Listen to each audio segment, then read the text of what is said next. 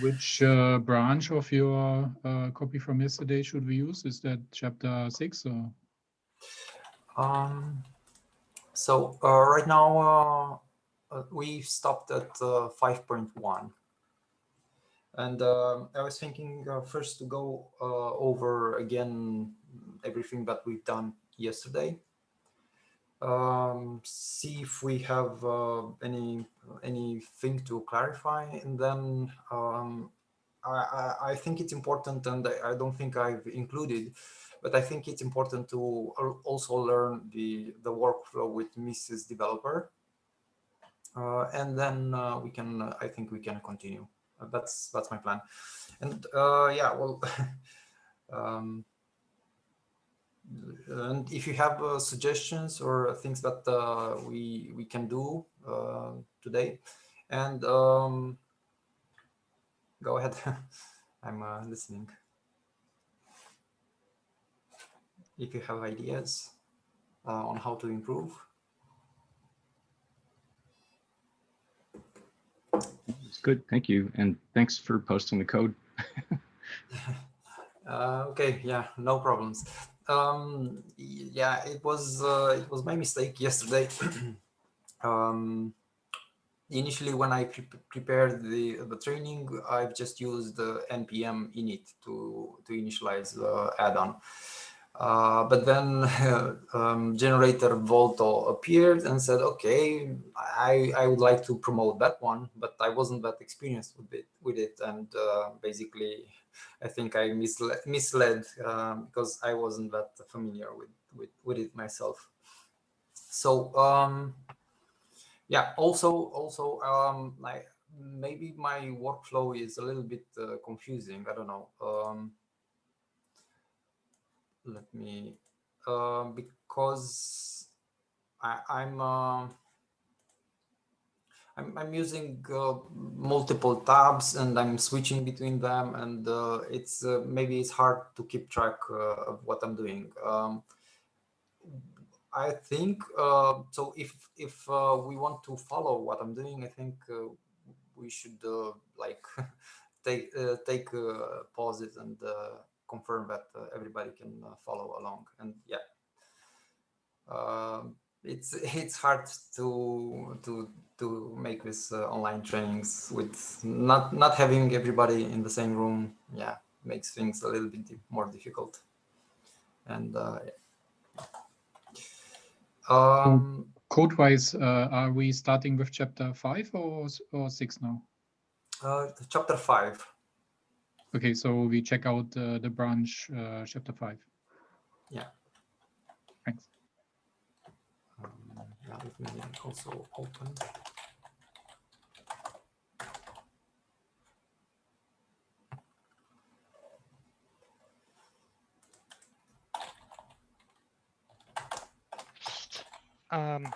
I'm sorry. Hello, can you hear me?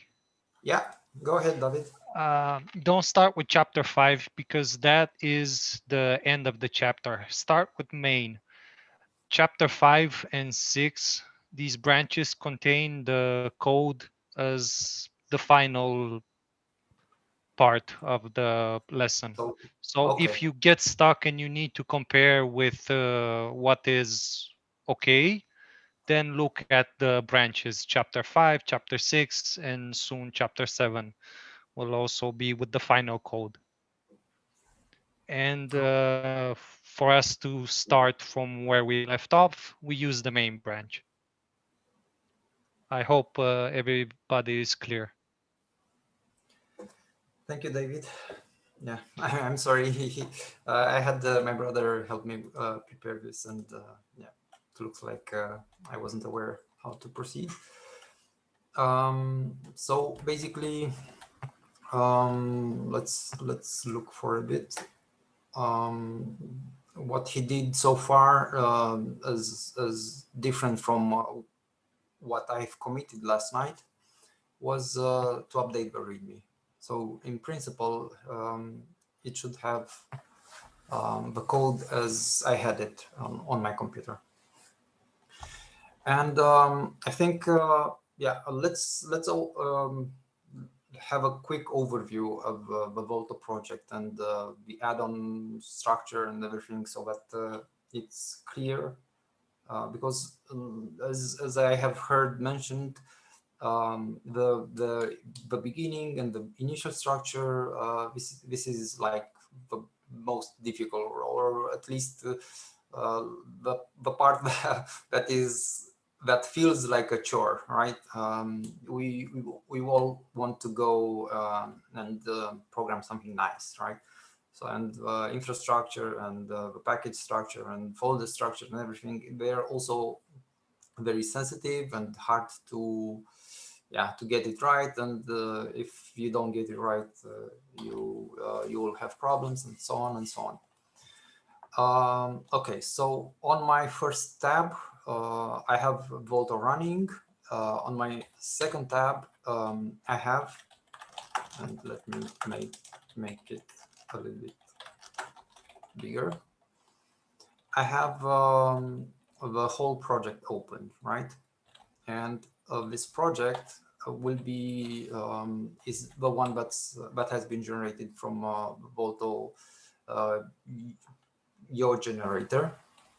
So you can recognize it, that it has the package.json, and inside it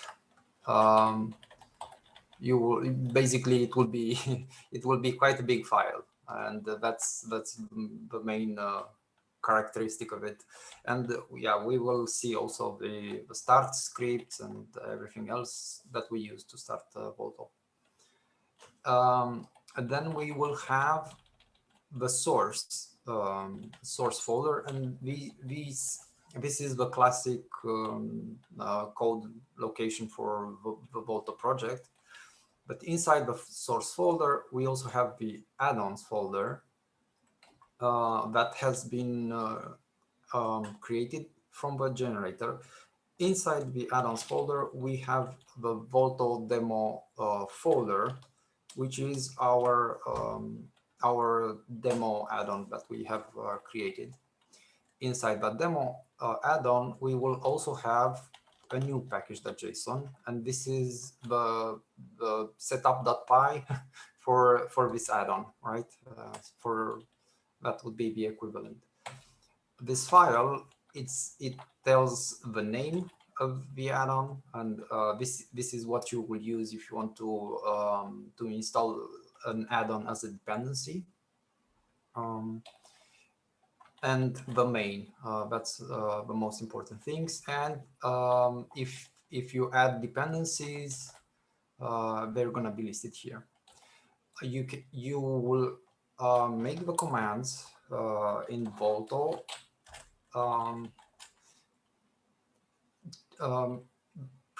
prefixing. I mean, you have to take into account always that we're also working with this feature of Yarn called workspaces. And these workspaces allow our add-ons to work as JavaScript development packages. So Yarn will also look inside them for dependencies, and it will install them in the main project, in the project root. So now I'm in the Volto project root folder, and I can run yarn workspaces info, and this provides me with a list of the registered workspaces. Those workspaces, they will be registered in my main package.json. So in the package.json from the project, and I have to list them manually here. And this would be kind of like the equivalent of using develop, the develop key in build out. And you would say, okay, develop source / collective easy newsletter or something like that. Okay, and if I want to add new dependencies to an add-on, then you need to do it through the workspace root. I mean, through the Volto project here. So I would say, okay, this is the workspace that I want to use. So Plone collective Volto demo, right? And I can see the name here, and this is the package name. And then whatever dependency I want to add. So add as a dependency and the name of third-party dependency. And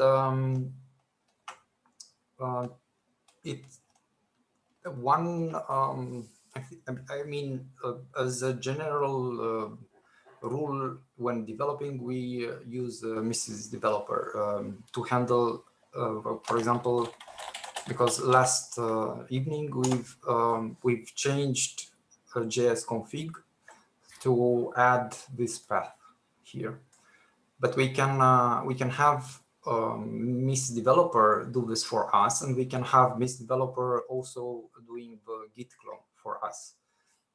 And let's see how that workflow looks like. So I'm gonna add in my workspace root as a development dependency Mrs. Developer, the Node.js package, and this will add. Well, of course, this will download and add and everything else. And also, I think coming just as a side note, coming from the Python world, the JavaScript packaging and JavaScript, the way, for example, node modules works was a little bit strange, because in Python, we are used to adding packages or installing packages in our virtual amps, right? And they are always there. Whenever we want to use them, they are always there.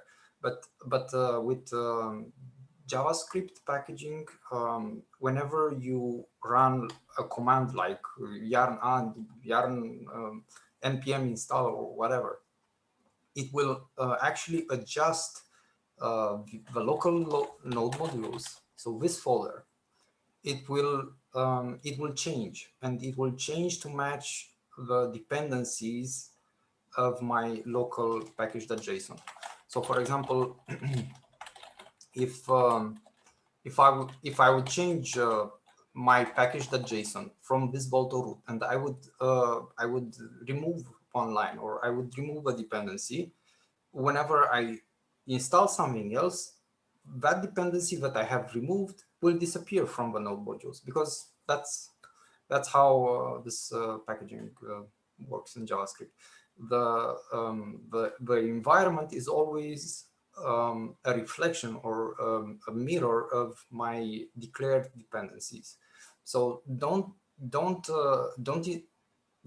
install or don't make available something in the project and then somehow remove it and expect that it will still be there. No, the node modules always reflects what you have declared as dependency at the time when, I mean, it will always be cleaned up when you run yarn operations. Okay, so I have added a Miss Developer, and let's see what it. Actually, I'm gonna make a shortcut because yeah.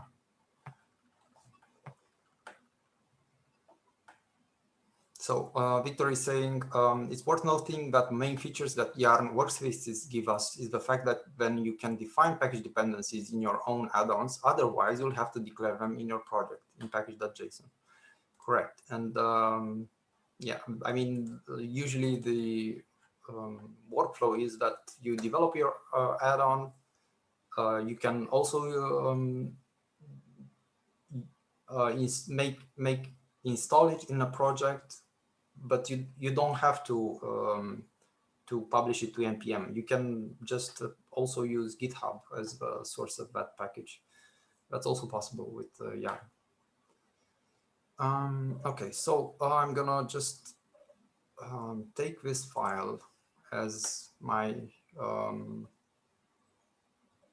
my example, and let's see what we want. Yeah, okay. So I need to make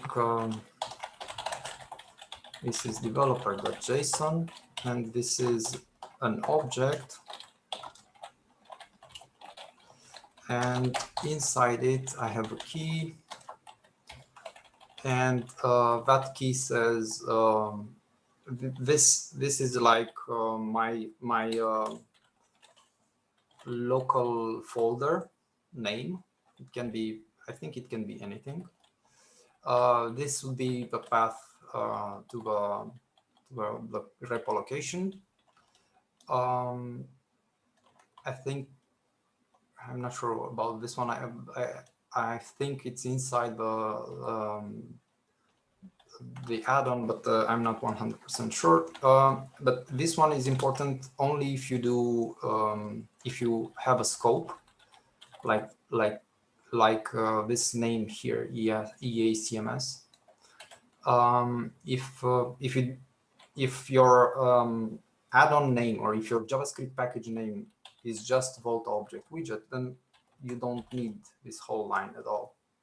But if you have a scope like this, then you also need to provide this package name here. And you can also do something like a branch, for example, if you want to check out a particular branch. Okay, so now that I have this here, this file, let me paste it to the chat.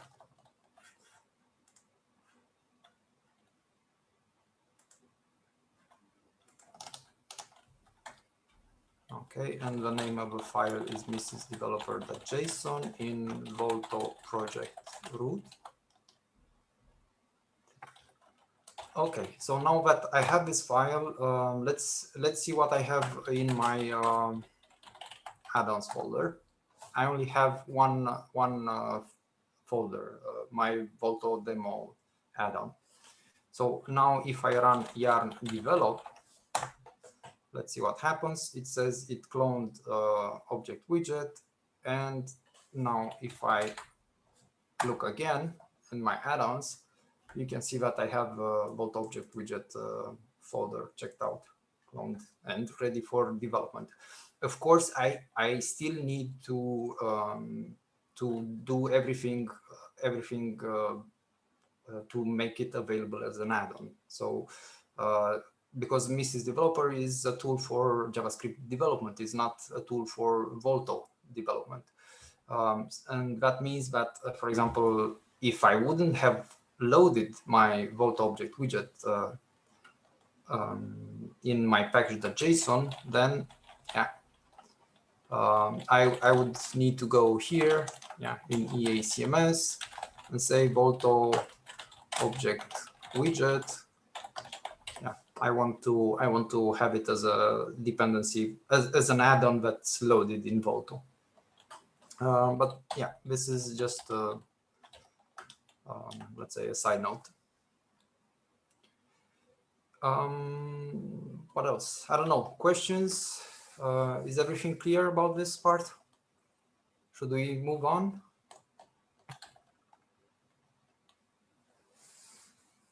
Do you want me to insist on something? No, I think it's pretty clear. It's the equivalent of Mr. Developer, just that. Yeah. So let's look again. Okay.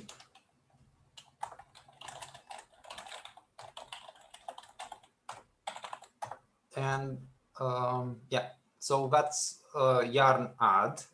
Yarn add is like npm install. We want to add a new dependency. We want it to be a development dependency, and we want to add it to the workspace root. And so that's what those flags are. Okay, and also just to show what exactly means when I said yarn develop, right? What exactly is that? It's a script that's listed here in the package.json from the project. So here we have all the scripts. I mean, we can always create a new script. Hold on a second. I'm sorry about that. Yeah. So we can also add like new scripts. I don't know. Let's say help, and we say echo something, right? So this is something that's open for us, and to create shortcuts and to make them available in our projects, and to create our own workflow. And for example, Volto has quite a lot of these types of scripts. And yeah, and if we look, develop is a shortcut for this command, right? So what it does is misdev config equals this, and output is add-ons.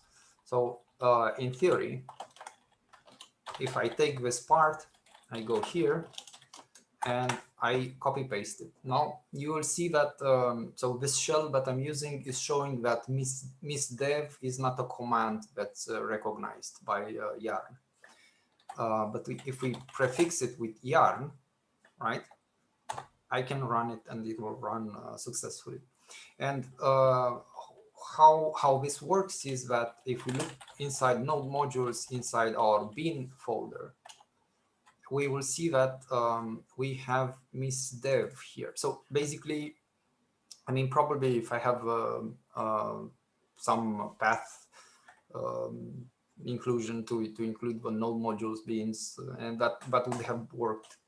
That would have worked without the yarn prefix.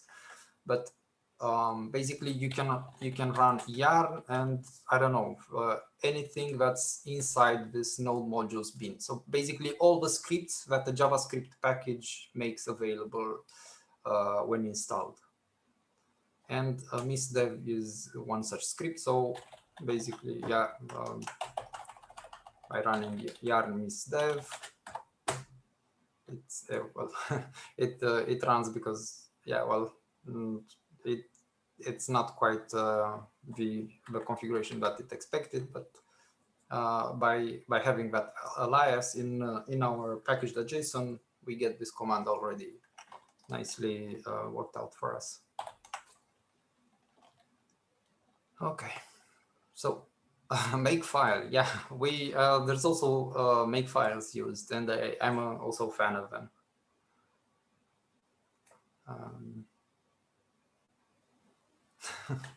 Yeah, well, it's something that, I mean, when we work with them too much, we kind of forget that not everybody is used to them.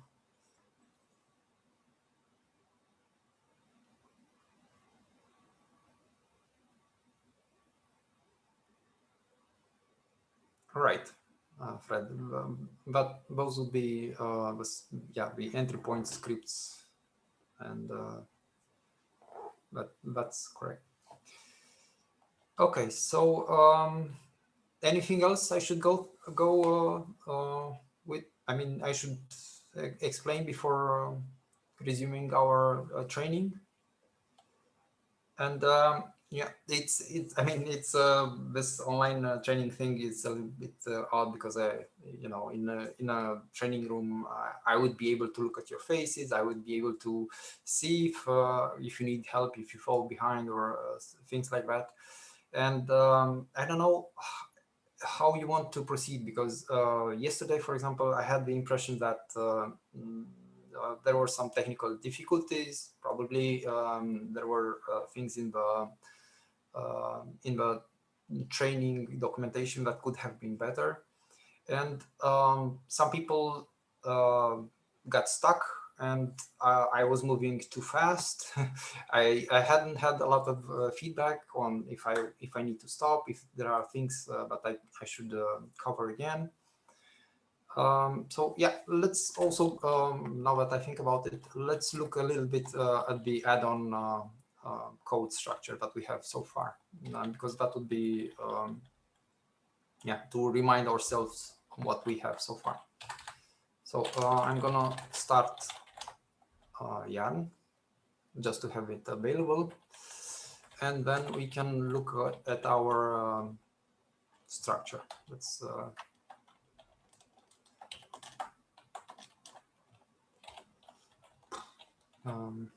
sorry. Yeah.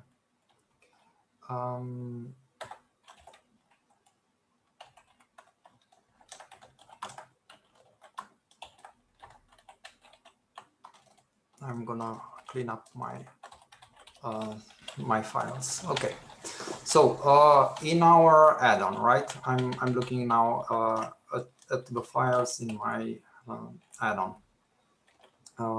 We've mentioned the package.json. We have the index.js, which is really important because it has our add-on configuration loader. So this would be the default export function that receives the config object, and it can change this config object, and really important, you have to return that config object. So basically, all the add-ons will get the config objects and will return that config object, and it will kind of like make a bunch of layers on top of that config, or a pipeline to transform it.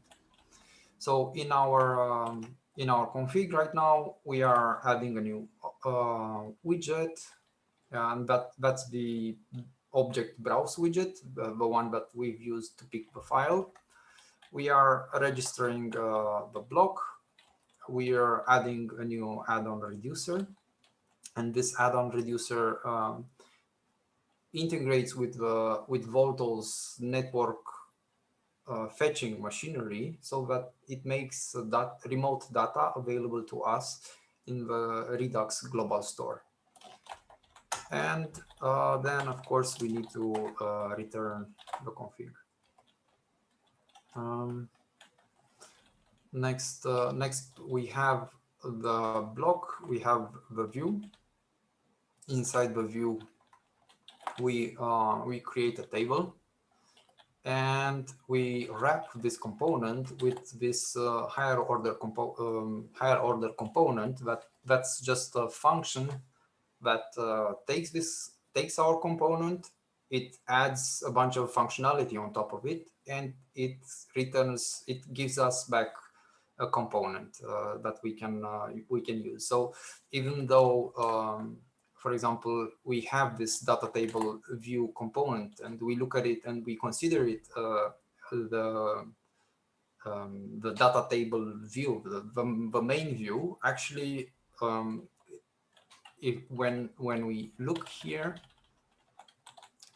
this component here, so whatever we've said that it's the view for our block, will actually be the result of wrapping our component in the higher order component. And for example, let's see if it loads. Yeah, there is a nice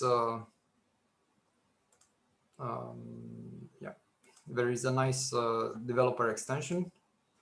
So if you install the React developer tools, you have a new tab in the developer console, and you can use, for example, this button here.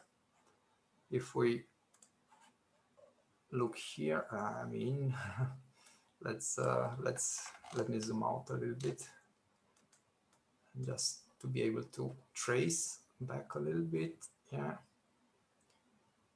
and yeah, we will see that there is this anonymous thing here, and that anonymous thing is our higher order component. And there are ways to have that higher order component, to have it more meaningful. I mean, to have its own name inside this developer tools, so that you can recognize. But yeah, here basically you can look at the properties, and you can inspect the React component. And we are also going to do another one right away. So we will go over this concept again. Yeah. So what else do we have? Yeah, sorry. We have our data table edit component that uses the sidebar portal so we put something in the sidebar dedicated to edit this block. And what we do in that sidebar is, if we don't have a file designated for this block, then we're going to show a nice icon and some fallback information. But if we do have the file, then we're going to show a form, a schema-based form. So let me show you exactly what it looks like.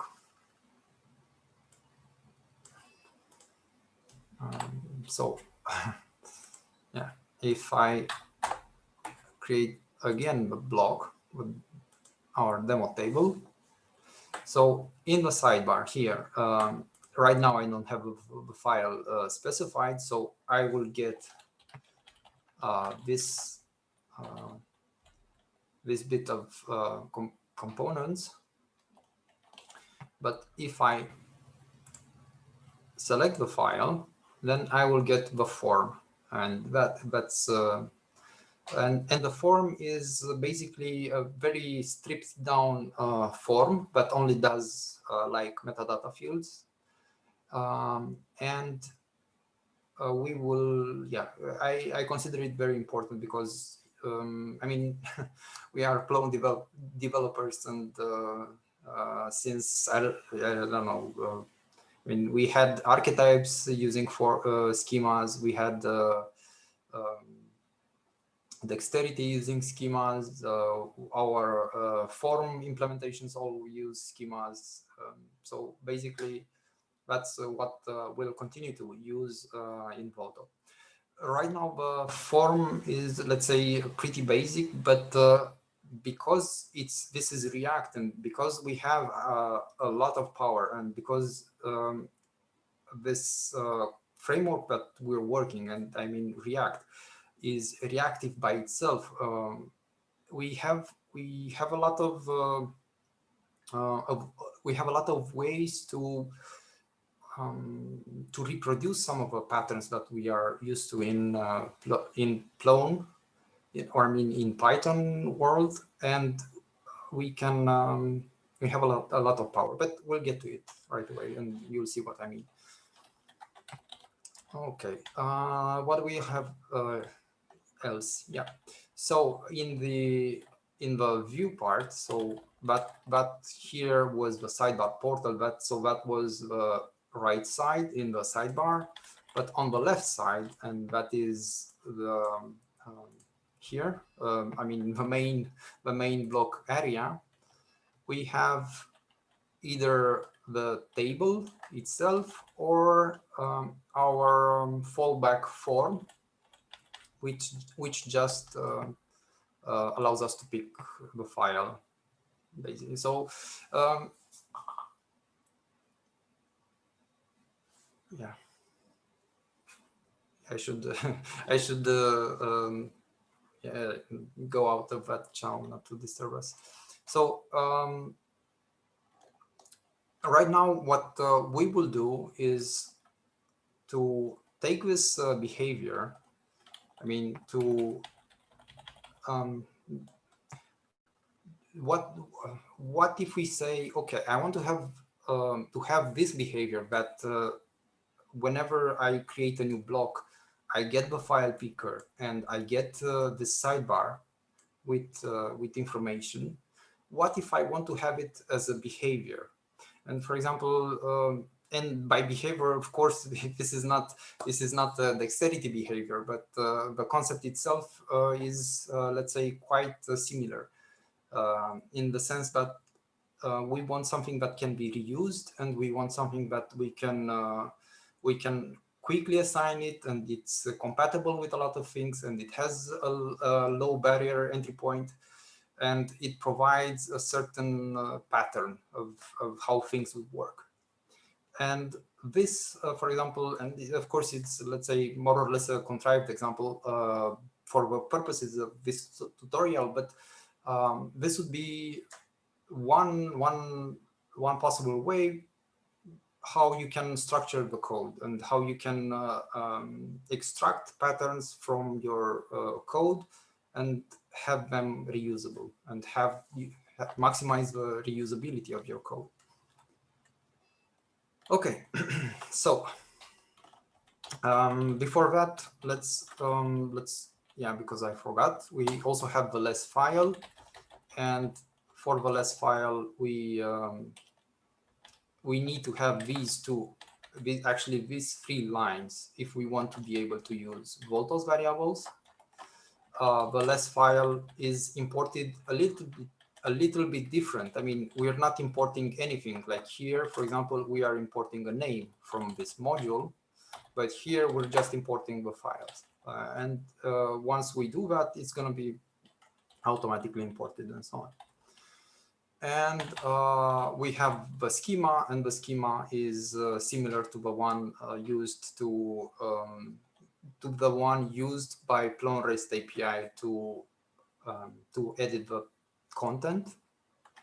So if I would go here and click to add a file, all this form is generated by the schema, and yeah, Volto basically integrates quite good with classic dexterity content types.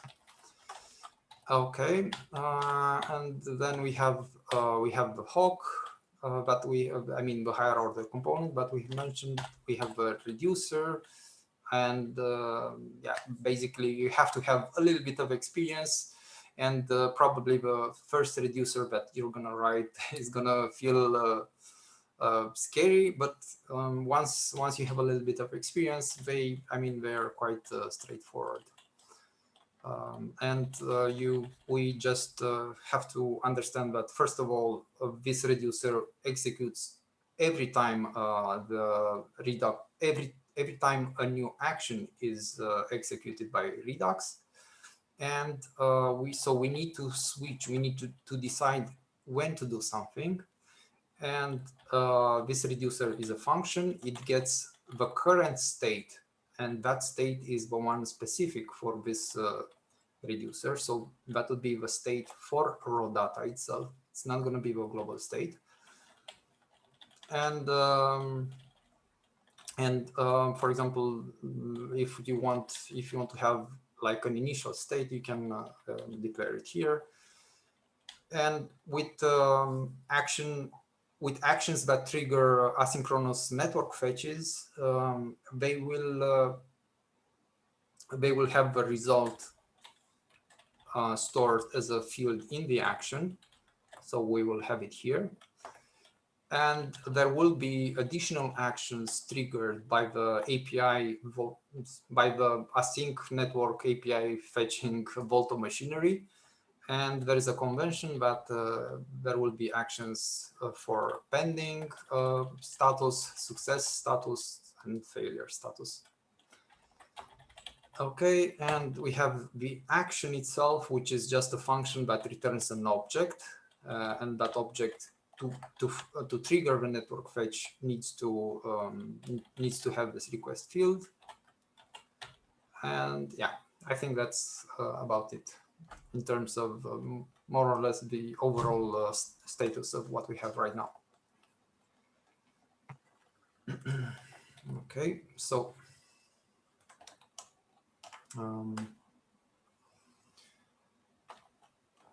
if that's okay with you, I will continue with the tutorial, and we can yeah. Good tips, David.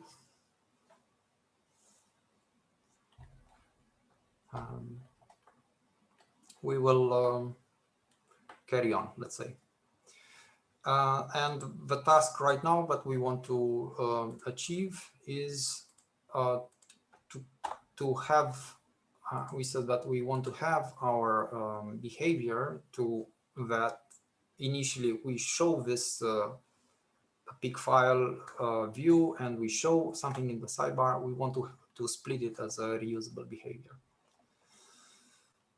Okay. So let me close everything so that it's clear what I'm working on. We will go to our edit file, and yeah, basically we want to take everything here, and we want to leave just the sidebar form, right? So we will create a new file, a new hook, and I want to match. Actually, yeah. Let me just copy paste this so that I match whatever is in the documentation, because otherwise it's going to be weird. So and then I will go over and explain. And I realize now that I've done things a little bit different in the documentation. In the tutorial, I have like a separate folder called hooks, and inside it I put each higher order component. I put it in its own file. It's up to you how you organize things. Here, yesterday, probably to keep things simple, I have created just a single file. So that means that I will continue to use it. And now I'm just copy paste my code. And you have a typo. You have a typo exporting. Yeah, right. Thank you. Actually, the editor shows you, so I should have. Yeah. No worries. I mean, it's good to have some interactions. Okay, so we need to take to have those imports, and we probably will. Yeah, let's take these two. So right now I'm editing my data table edit file. I go back to my hooks, and I will paste. Let's see. It looks like I don't need my inline form here, and the file formatted, and yeah, I put side by side my my edit. So on the left side I have my hook here. On the right side I have my my edit. Nothing has changed so far. So my edit component hasn't changed. But we will want to change it. Because our hook here is just ripping out code from the right side and it's moving it to our left side. So basically what we will have is just the inline form, and that's it, because that's how we want to simplify our component. Yeah, I missed a div. Okay, so let's look at it now. Basically, all we want in the sidebar is what makes our edit component special, and that's just the inline form when we have the file specified. In the reusable behavior, we want to have just the things that are reusable, like the initial view and the fallback on the sidebar. So the code that I have removed is now moved to the left side. And what we do here, if we look at it, we have this div, and if we have a file path, and we'll get to that here right away. So if we have the file path, we're gonna show. Sorry, if we don't have a file path, because that's negated there, we're gonna show the form, and we're also gonna show in the sidebar portal just the icon and the title of whatever the block is. And we will, yeah, let's. All right, I think I've also removed my data table view, so I should use it. Data table view, and it's gonna receive the props, and I can comment right now these because they will not be imported, they will not be used. And let's see what else. And of course, we will need to use our hook. So we will import with block data source from hooks, right? And let's match it. So I'm in. Let me simplify. Right now, I'm in my data table edit file.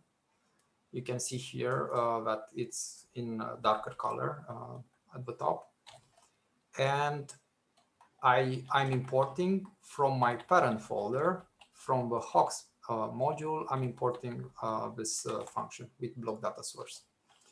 And with block data source, if it would be a classic hook, if it would be a classic higher order component, I would just wrap my component like this. But in our case, it receives parameters, it receives properties, because we want to have the title in the sidebar, and we want to have the icon that will be used. We want those things to be configurable, let's say. And the hook itself, let me save. The hook itself is gonna use a closure. So basically,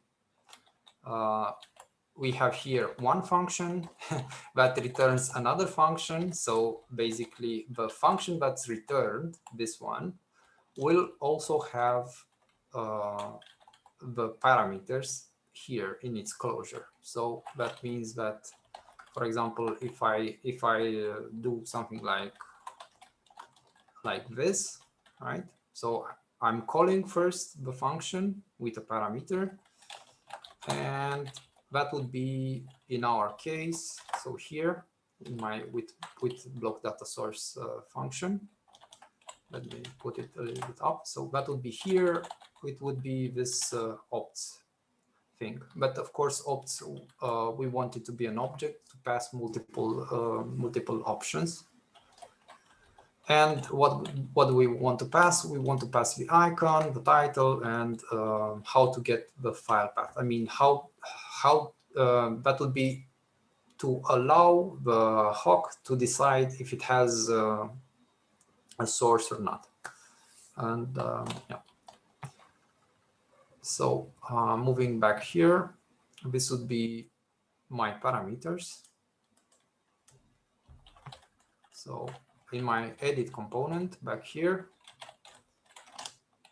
I'm gonna paste. And yeah, I think I've deleted too many. Yeah, let me go back a little bit just to have, yeah, okay.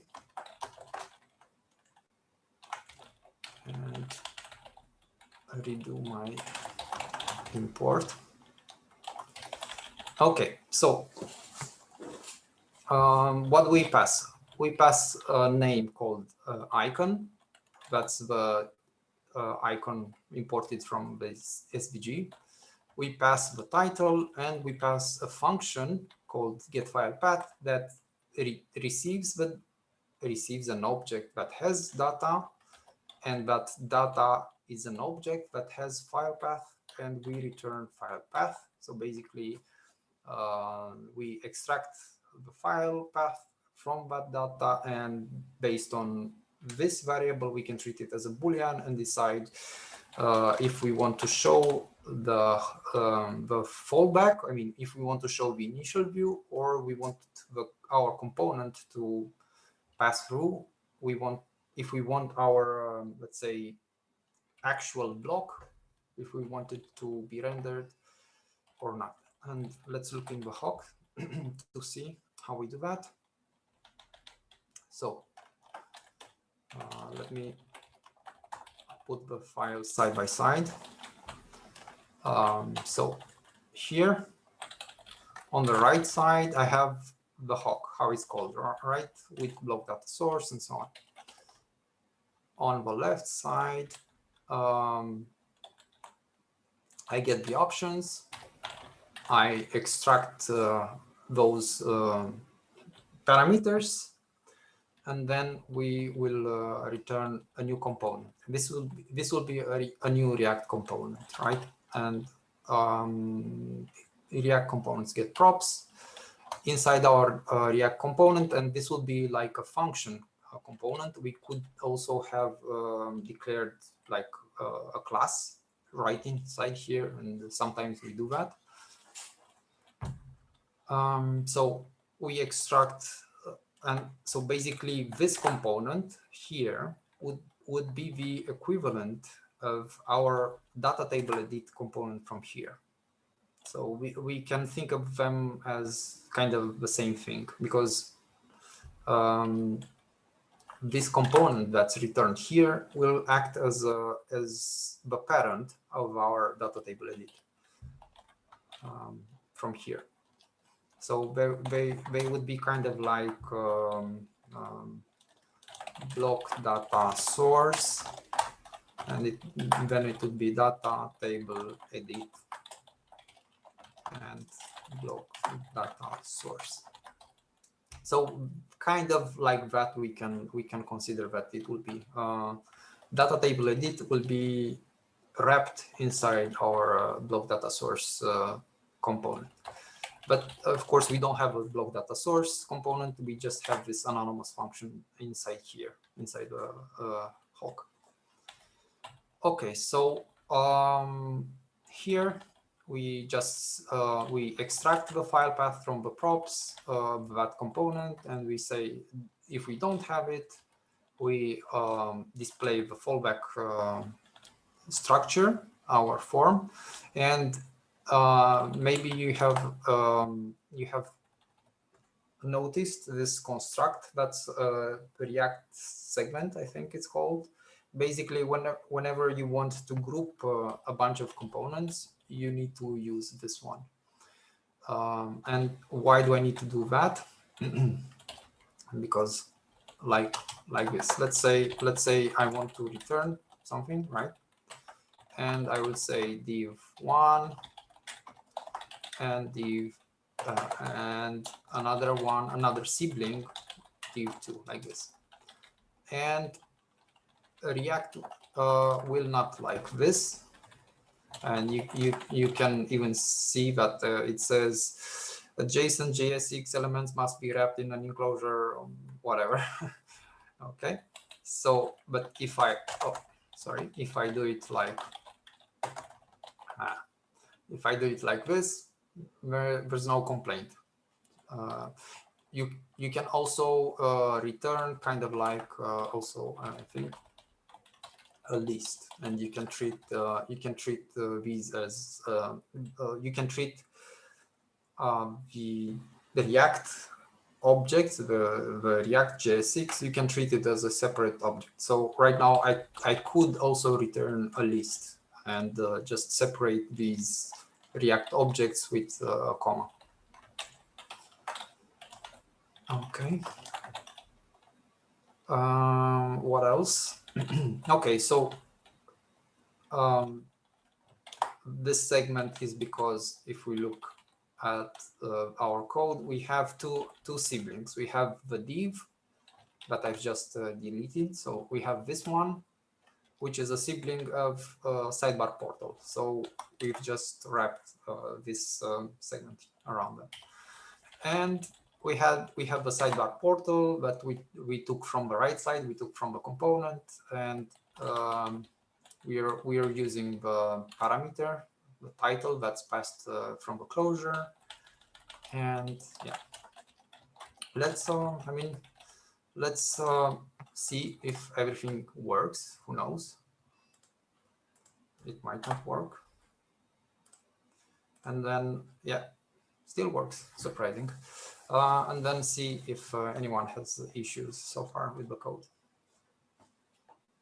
Yeah, fragment, not segment. Thank you.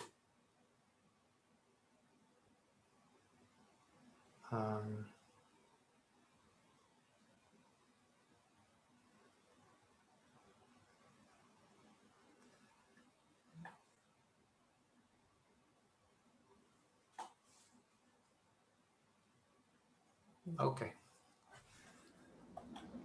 So it's good to see discussion on the chat. Means people are actually engaged. And should I continue? Should we stay? Should I explain a little bit more what we have done? I have a question about the React portals. I'm not familiar with the concept. Yeah. I saw that. Can you show the code again, please? Sorry. Yeah. I see we have both in the HOC and in the component a sidebar portal with selected. How do they interact? Is one complementing the other, or do they? So you can. I mean, sidebar portal in itself is an invention from Volto, but the React portal themselves in React. You can have multiple portals to the same DOM element. So basically, it's something that happens more or less in the browser. You can take a component out of its out of its tree, let's say, and just fake it to be inserted somewhere else in the tree, in the DOM. And when you do that multiple times, for example, you will get multiple elements appended in that DOM element, right? In our case, and I'm sorry that I didn't go over this. In our case, they don't conflict because we have a condition here. So here at the top we say, if I don't have the file path, I'm gonna do the sidebar portal. So I'm gonna do this. But if I do have it, then I'm gonna do my my wrapped component, which is the data table edit, and this one will then do the sidebar portal. So yeah, they don't conflict. I mean, if we didn't have a condition, would be both the inline form, and the segment would be inside of the Yeah. And the order, what would define it? The order would be based on what React sees first. Basically, whichever renders first. Yeah. So probably the inner one would be on top, and the HOC one would be below. Yeah. No, would be the other way. The hoc, the HOC would be the first one, and the inner one would be below, because that one, the big one, renders first. And actually, yeah, this is something that at one point you have to understand how each component, how, let's say, the React renders the components, and when it decides to render and so on. It's something to master, let's say, but it will come. Thank you. With experience. Okay.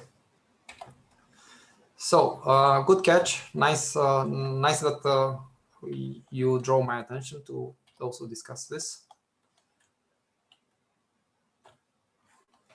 Okay, so we have a hawk and we move on.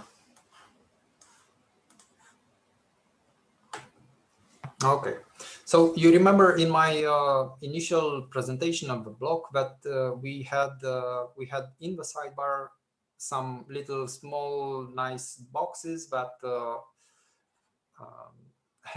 sorry, David, I'm just you know, I'll minimize you so that nobody, you don't feel like all the eyes are on you. Yeah. Okay, so you remember that we had that sidebar where we had those little windows where we could configure all the columns, and we do that with an add-on called EA Volto Object Widget. And we've been, I mean, I've kind of like already made it available with the Mrs. Developer.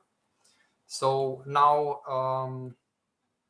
I want to edit my package.json and I want to enable it. So EACMS Volto Object Widget, I need to add as an add-on that's loaded by Volto. And that add-on, I mean, ideally, so I would do yarn workspaces info. Let's see what workspaces we have. And I do yarn work. So I've used it to demonstrate Mrs. Developer, but the work, I mean, if we don't do development on EACMS Volto Object Widget, the usual workflow would be yarn workspace Plone collected Volto demo add, and now we can either do EACMS Volto Object Widget. So that's the package name, and this this particular add-on is also published to npm. But if it's not an add-on that's published in npm, we can also do the GitHub location EA Volto Object Widget, right? So what we're doing with this command, we are saying, okay, in my Volto demo add-on, in my Volto demo JavaScript package, I want to add a new dependency, and that dependency comes from GitHub, and Yarn knows this by default. I don't know how, but basically you have to have the GitHub path here. And hit enter is gonna probably say that, okay, I have two sources for it or something like that. I don't know. But that would be how you can add it, not as a development package, but like what you would actually do for you. So let me paste it here. Okay, and notice that this one also installed another dependency, which is the Volto blocks form. And basically, yeah, add-ons have dependencies, they get installed. And if we look right now in my my add-on package.json, so I'm in my add-on looking at the package.json.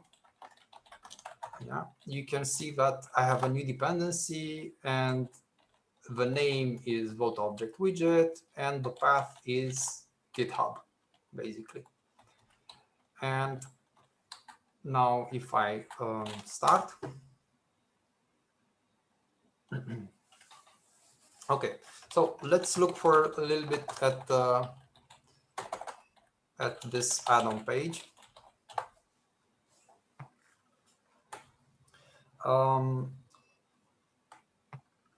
If you have experience with, for example, data grid field in Plone, you know that you can have a widget that is a list of objects, and to be able to edit each row, you have to specify the schema for that row. And that would be kind of like a list of objects. This is one of the widgets that's implemented with this add-on. So basically, we can do a list of objects like this, and each object is its own schema. I mean, we can use the schema for that object, and we would get an automatic form for it. So we have the we have this object list thing. And for example, we can edit a kind of like a dictionary object where we have keys, and for each key we want to do a value. And in our case, we have this mapping widget, it's called. And I think there's well, yeah, this one is a little bit more odd in the sense that you can choose between what types of objects you want to edit. And yeah, but we will use this one, this widget, the one that allows us to create a list of objects. Okay. So we've installed the Volto object widget. We've added to our package.json, and in our schema, we will add a new type of. We will add a new schema. Okay, so actually, let me go to this one. So back, let's orient ourselves, right? We are looking at this sidebar right now, at this edit, and we want to be able to say for each column.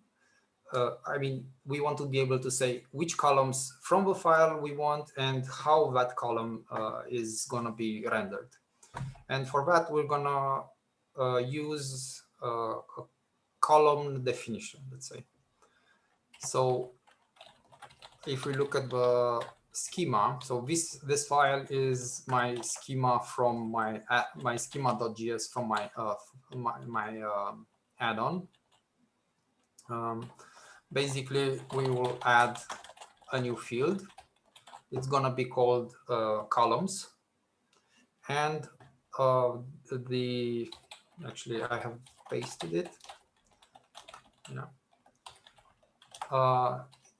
What I will use here is the object list inline widget from the EA object widget add-on.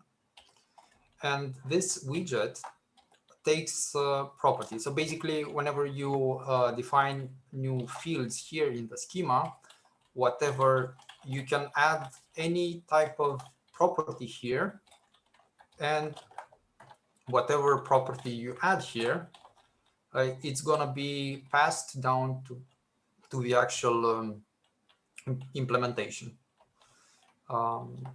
So when we say we use the object list inline here, we will also pass a new property, which is the schema from here, and this will be another schema, and that schema will coordinate how each object inside that object list will look like. So let me grab this column. I'm gonna put it here. Okay, so column schema, right? We use this convention that it's a callable that returns just a JavaScript object. Sorry, here. So we have this column schema that's a function. It takes props. We don't actually do anything in this case with props, but we could use it to internationalize our strings. And we have a single field set, which is just called default in our case. And in that field set, we will have some fields. We'll have column, so that we can choose which column we want to use the title that's going to be shown in the header for that column, and text template where we'll use to change how the value is rendered inside the table, and text align. Yeah. And we will have definitions for the fields.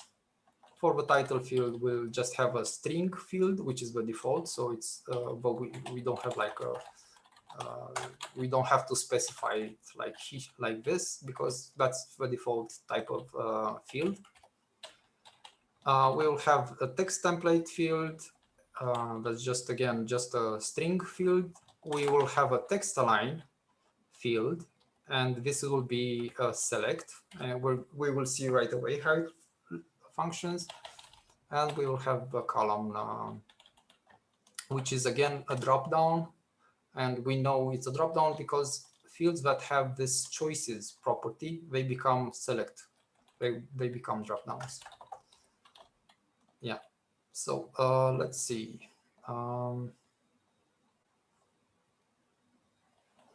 It's some problem with I think I need to also load Volto blocks form in my Volto project.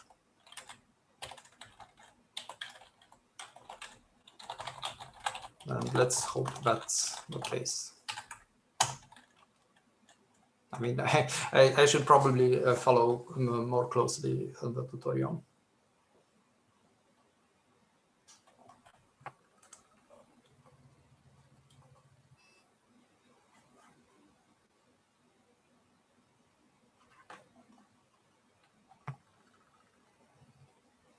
Yeah, okay, so now it compiled correctly. And yeah, basically here in the tutorial it says to also load that one. But it's nice to see also the failures. Okay. And yeah, sorry for moving like this, but we are missing.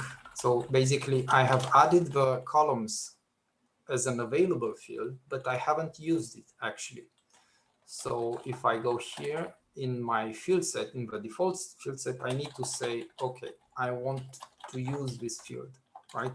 Because I haven't referenced it so far. So basically columns here is the field from here. Okay, so let's reload. Yeah, and we see this new field. It says columns, and it says leave empty to show all columns right here. So that's a contract that we will have to fulfill. And that one is the description that comes from here. And the title columns is, I mean, the label here is the title for the widget. And if we click add, this one, so basically everything we have here is generated from the schema that we've just looked at. So basically it's generated from this columns schema. So we have a single field set, and it has title, text, template, text align, and column. So we have the column, which is a drop-down. We have header, which is the text, and we have the text template, and we have the align, which is a choice, right? And we can add multiple of these, and we can delete them. We can also drag and drop between them. So basically this would be like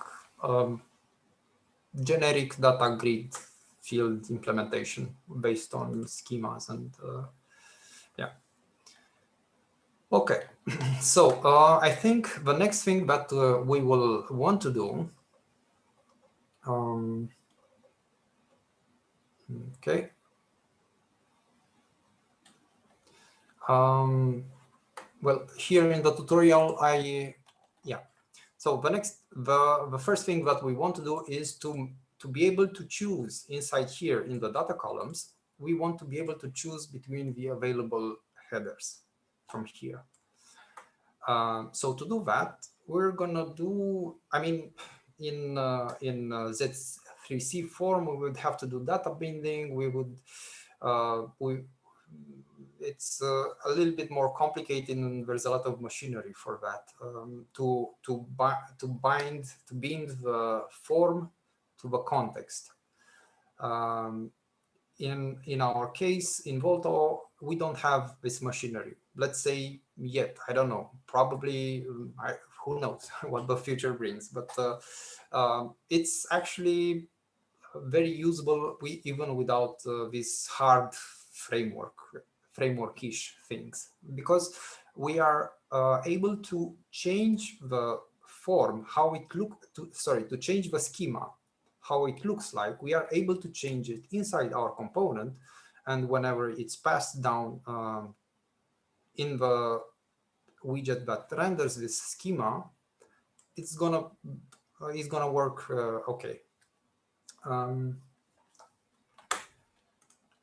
So we will do it like this. I mean,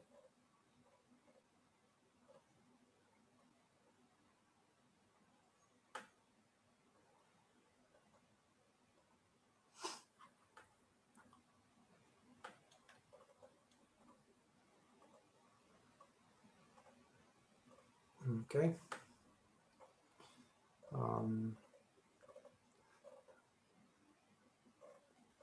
Let me orient myself a little bit.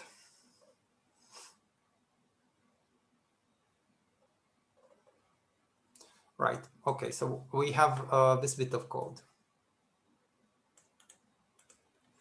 Actually, just this one. So in our this is the schema that we pass to the form. Let's look at it. Yeah. So this schema from here, it's table schema from here, right?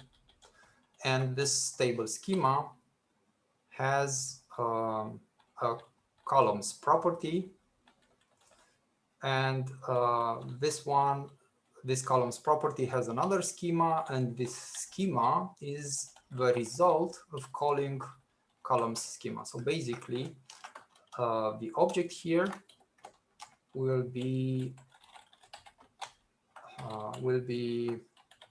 this whole thing from here. So we can go dig deep inside, and we can actually mutate these choices from here. And the code to do that, it's like this. Let's put file data because it comes as a prop. So yeah, let's go step by step. Let's look at the file data to understand it.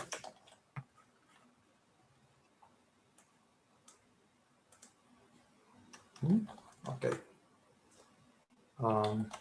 Yeah. It says undefined. Let me understand what happens. I think I have a, yeah. Let's look at the props first.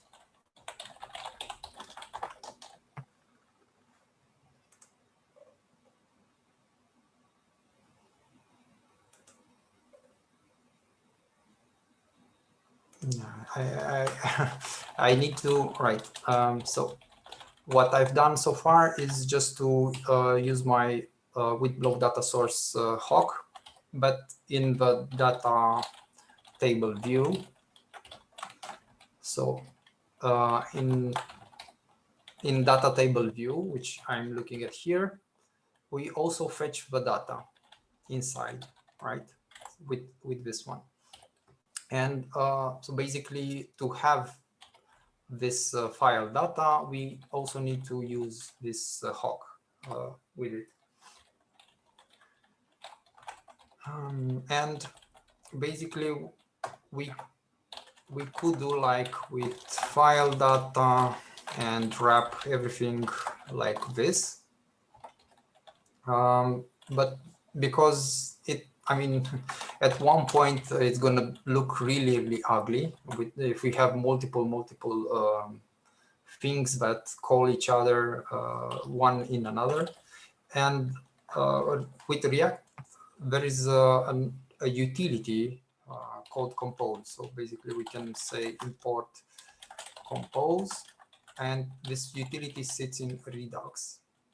And this is just something that's used with functional programming. Compose, it takes, so we would do, instead of like this, we say compose, and it takes a list of functions. So we would do our function. I mean, I like this because that would be a callable, but we know that this one, for example, so this hawk returns a callable, this is a callable, and the compose takes all these functions as parameters, separate parameters, and we can wrap, or we can call with it our component, basically whatever we want to wrap. But with file data, this hawk, we can see here that it takes parameters. So yeah, let's do it like this too.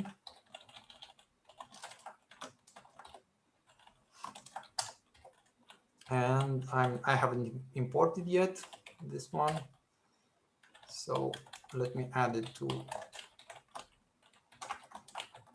Okay, so we have imported with file data from our hawks module. We have changed our component. Right now, instead of being wrapped in one hawk, it's being wrapped in two hawks, and those are being composed with the compose utility from Redux. And if we look now at our component, let's see. Yeah, we have file data as an available field.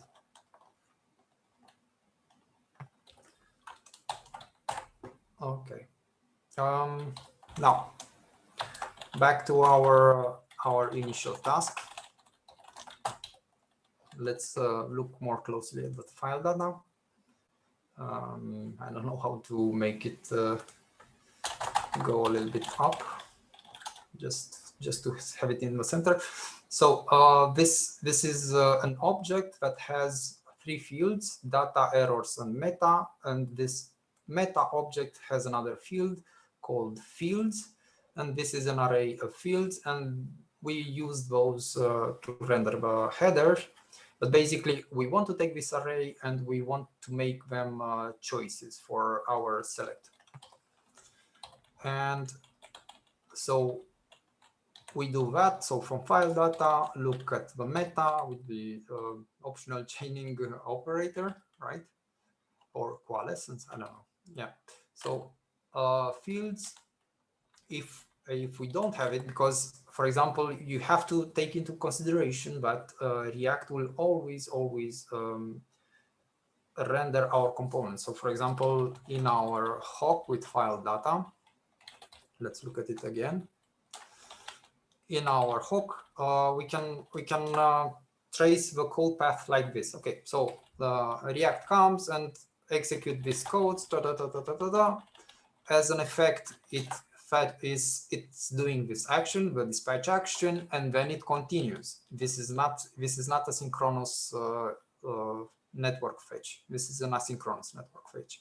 So at one point, React will redo all this code again when it has when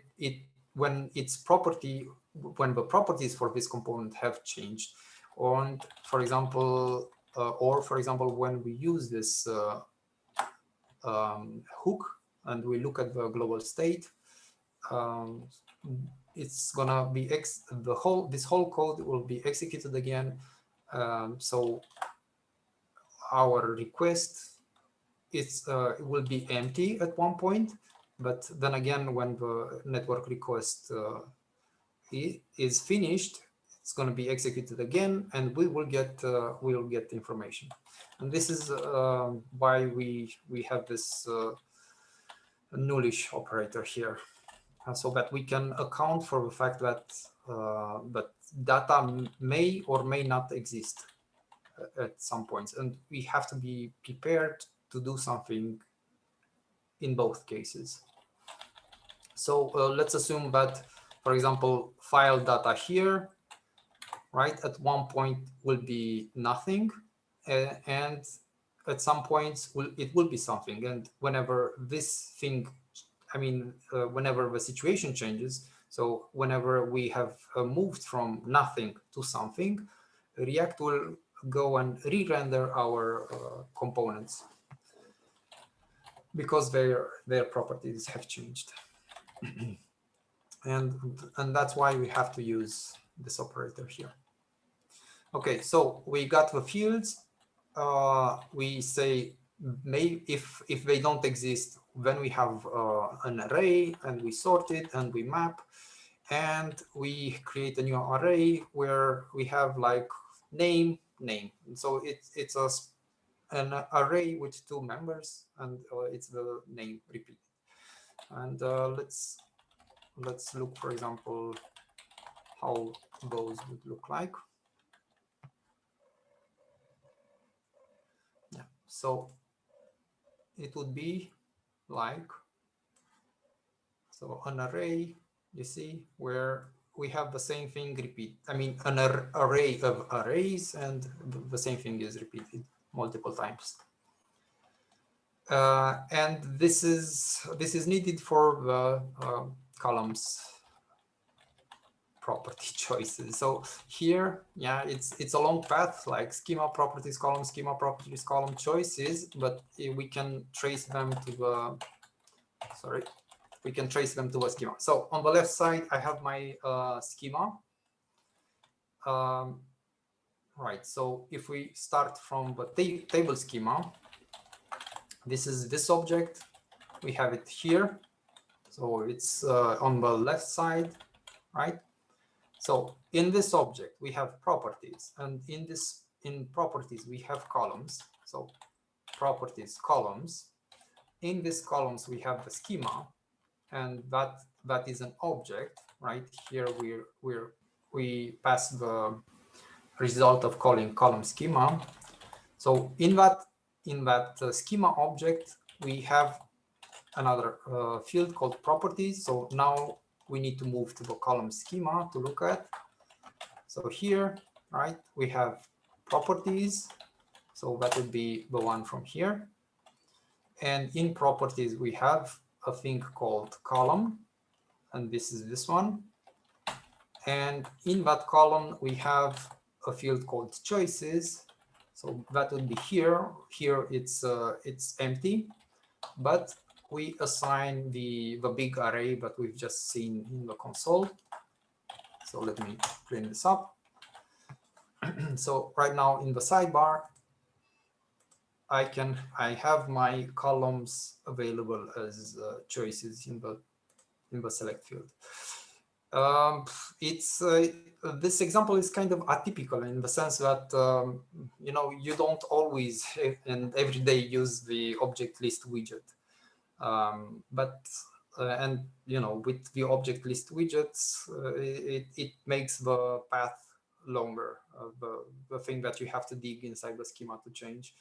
Otherwise, it would be a little bit shorter. But in any case, it's quite, let's say, straightforward to identify the path, because it's just JavaScript objects, and more or less we're just basically replacing this one that we don't have with this thing.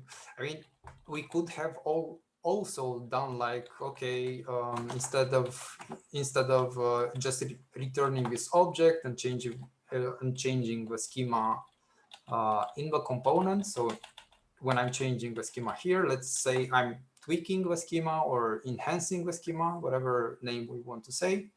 So instead of doing it here, we could also have done it here. So I could have treated this as a, more of a factory. But I find that it's easier to keep concerns separated. I mean, this is just schema. So in this module, I only have schema, and I don't have to deal with data. I don't have to have a lot of intelligence. Basically, I can treat this code as declarative. And this one would be where I have to inject my intelligence in it. Okay, so questions, impressions, ideas so far? Have you been able to follow?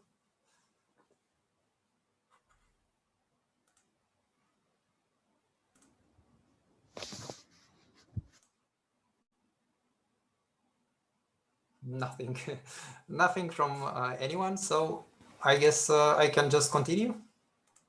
No, it's good. Thank you. Okay, cool. Okay, so next thing that we want to do. I mean, let me check with the tutorial. Right. So in the tutorial, I will go over the columns, right? So I will really use the columns to so instead of just going over all the data, I will use this information that sits in the block about the defined columns. So yeah, we have to adjust. So let me simplify.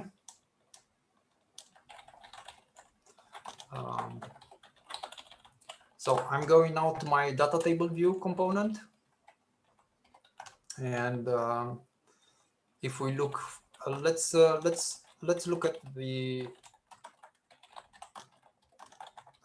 what props this component receives, right? Okay, so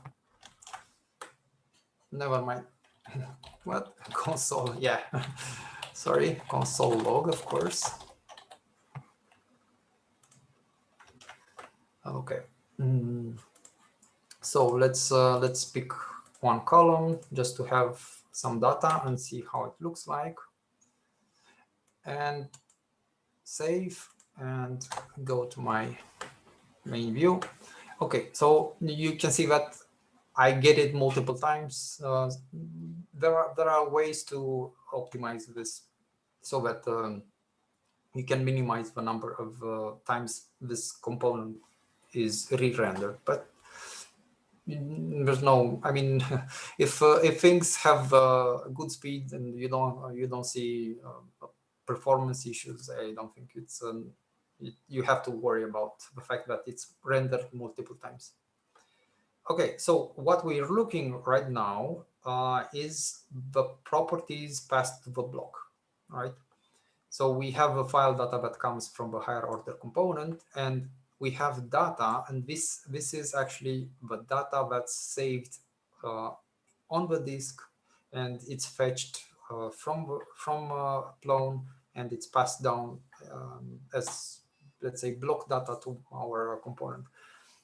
And if we look, for example, in the network, I'm looking at API.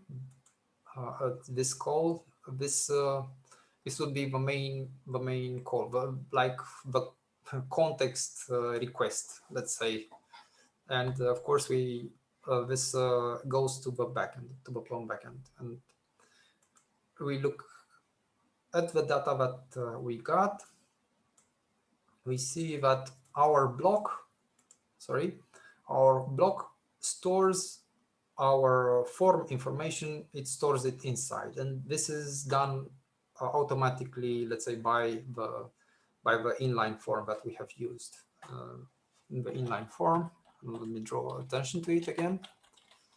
In the inline form, we say whenever a field inside it changes, we pass this function to be executed, and this function takes the ID of the field and the value of the field.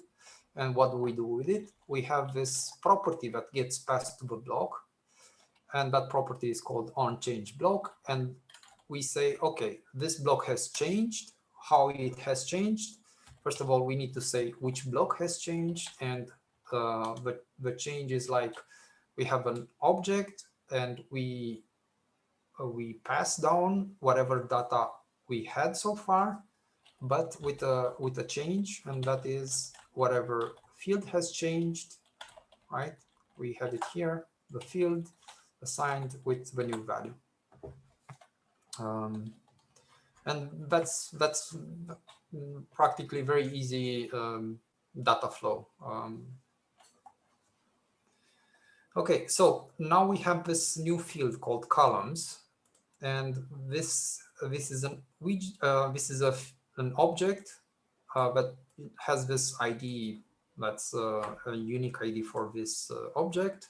So that's used internally by the object widget list, object list widget, wherever.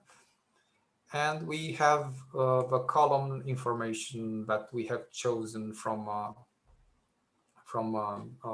our dropdown.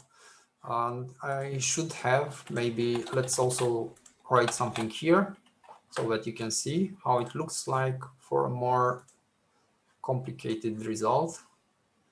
So if we look now at the next call, right? So we now have column, we have text align, we have text template, and so we will have the object with the fields that come from our column schema. Okay. So we said that we want to adjust our table so that it only displays the columns that are here. So basically, we will read this object, and we will see which columns we want to use, and we'll only use those columns. And let me go a little bit back. So basically, we're gonna take this one. Yeah. Okay. So first of all, we want to.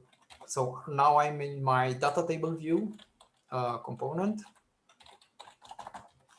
and I have copy pasted my code.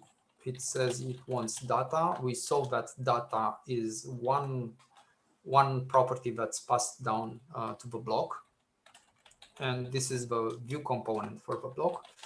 So the columns is if I have the columns field in my data, right? And this is by default an array, and JavaScript is weird, and it treats empty arrays as Boolean true. So then we have to check for the length, right? So if the length is bigger than 0, then we're gonna use the columns from there. Otherwise, basically, it will be this information from above. Okay, and when we make the header, instead of iterating over the fields from above, we will iterate on the columns.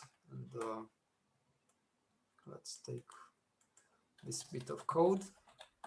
Let's put it here, side by side. So up until so far, we iterated on the field, on the available fields, but now we iterate on the columns, and because the column has the title, you remember that, sorry, in our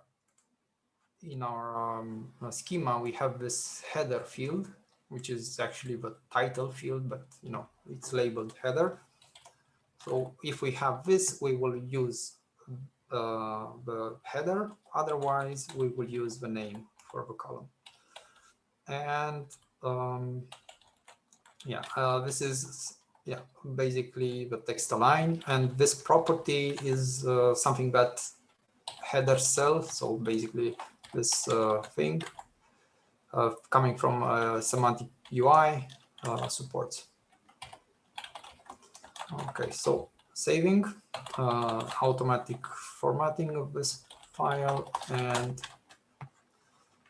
right now you can see I only have the two things, the two columns, and if I change here, automatically, yeah, very fast. And when I delete it, it's gonna just show the fallback, the column name.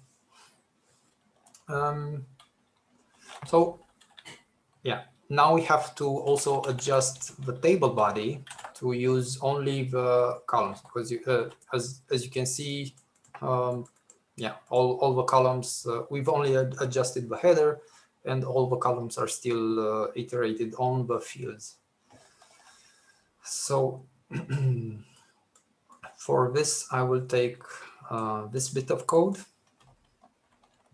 and I will replace the whole bit of code. So I will put them side by side, right?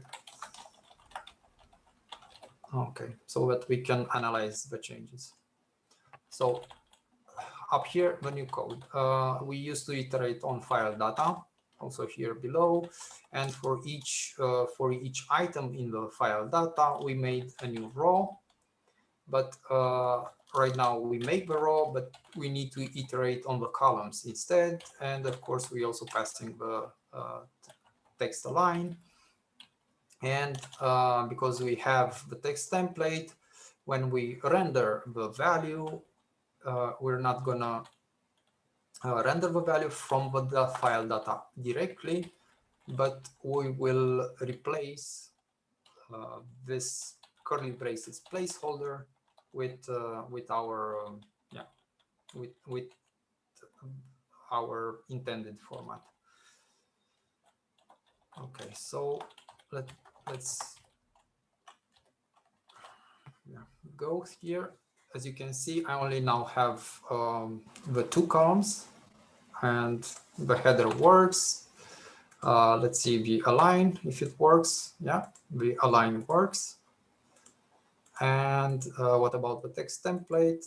Yeah, this one also works.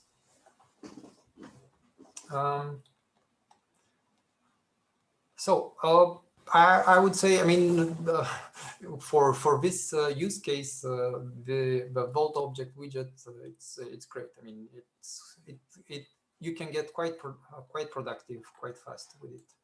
And actually, the whole thing about, and this is not specific to Volto object widget, but to Volto in itself, but it's really easy to make things that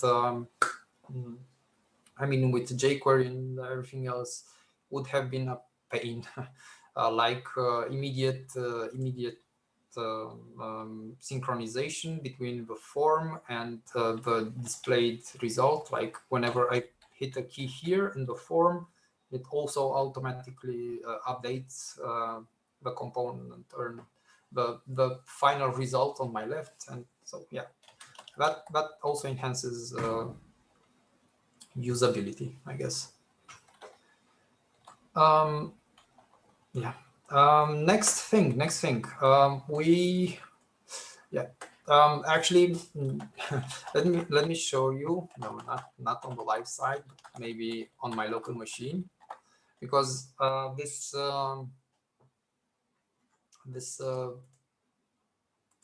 block has been inspired by the work that we have done for biodiversity. And in biodiversity, for example, we have blocks in the biodiversity website. We have blocks like this.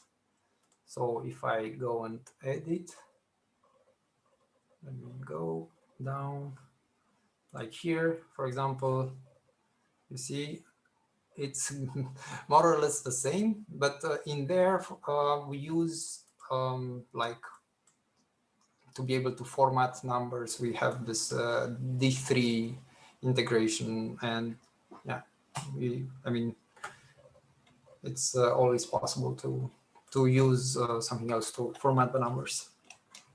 And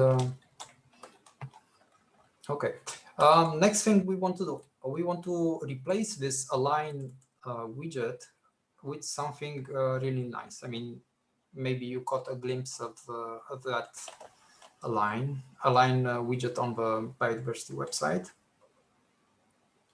So what we will do is to write a new widget. And I'm gonna just simplify and copy paste this widget. So in my Volto add-on folder, in my source folder, I will, hold on, let me open the whole structure again. Okay, so this is my Volto project root. In my add-on folder, in my source folder, I will create a new. Yeah, we can do a break. Yeah, let me just paste this file and we can then do a break. Okay, so I have created my widgets folder, and inside I have created a file, and in that file I will paste, and we can take a break. 10 minutes break until 5 Central European time, or 6 p.m. my time.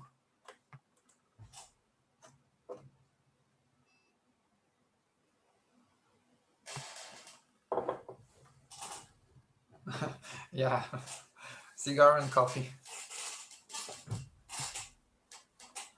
I mean, we can take advantage of the break and turn on our microphones and chat, because yeah, I mean, we wouldn't have done it like this, texting each other, if we would have been in the same room, right?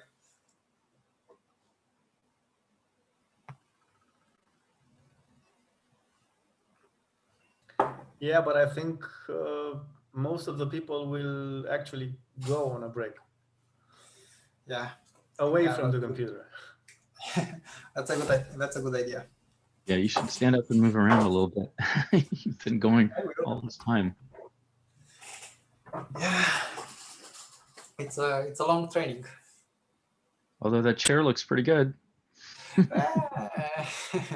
Yeah, well, actually, so right now, because of this COVID situation and everything, I'm working from my man cave, let's say, at home. But at my office we have this stand-up desk, and I usually work standing up. Tiberiu, I think you have to send a link to Kim with the chair, so he can bought one. Oh, because I saw he's so keen to it. Yeah. Well, you know, if you're coding and if I'm coding and I see an error, I go, whoa. I have the same chair as Tiberiu at my home at the office. It's so cool. It's so good. It's a gaming chair, like Víctor said, but it's really. I should mail it to you, because I'm not that much of a fan. I'm more of a fan of standing up and working from my I've tried standing up, but after an hour, man, my hips and my back are killing me. So it doesn't really make it any better. Kim, buy that chair. It will end your pain. Well, you know, Victor is a fan of Star Trek. And I am about to buy the third one at my countryside. Wow. Because it's so nice. It's so good. Because, you know, in Star Trek, the command chair would have the things that log down over your legs so you can't fall out of the chair when you're falling asleep coding or working or something. That would be handy.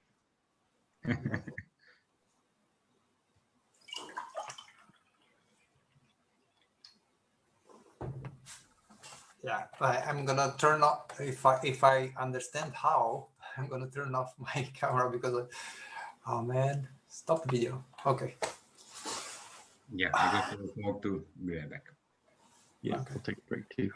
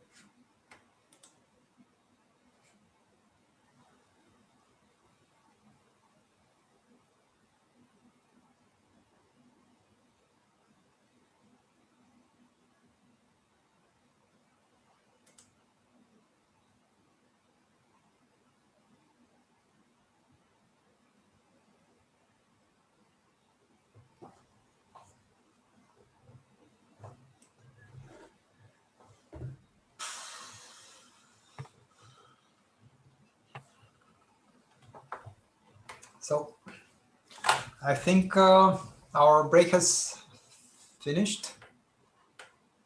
I think we can resume. Everybody back?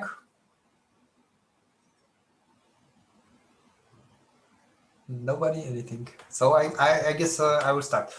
Okay, so yeah, David? No, I was just going to say that we're back. Okay, so my brother David Ichim is asking how we could possibly constrain on CSV file types. So yeah, let's make a side track and see how we could do that. I'm guessing that we use, for example, this hawk to get the initial data, and with this hawk we do this. We have this field, and we do this on change block, right? But we could say when we change the value, we want to check it first. So we could say only CSV. I don't know. Just let's just do something and say return value so far. And let's see. We would need to use this function that we have here. So we would take this piece of code and put it here, just comment it for now, and we would say only CSV of value ID and value. Just preserve. I mean, you know, just to keep things simple right now.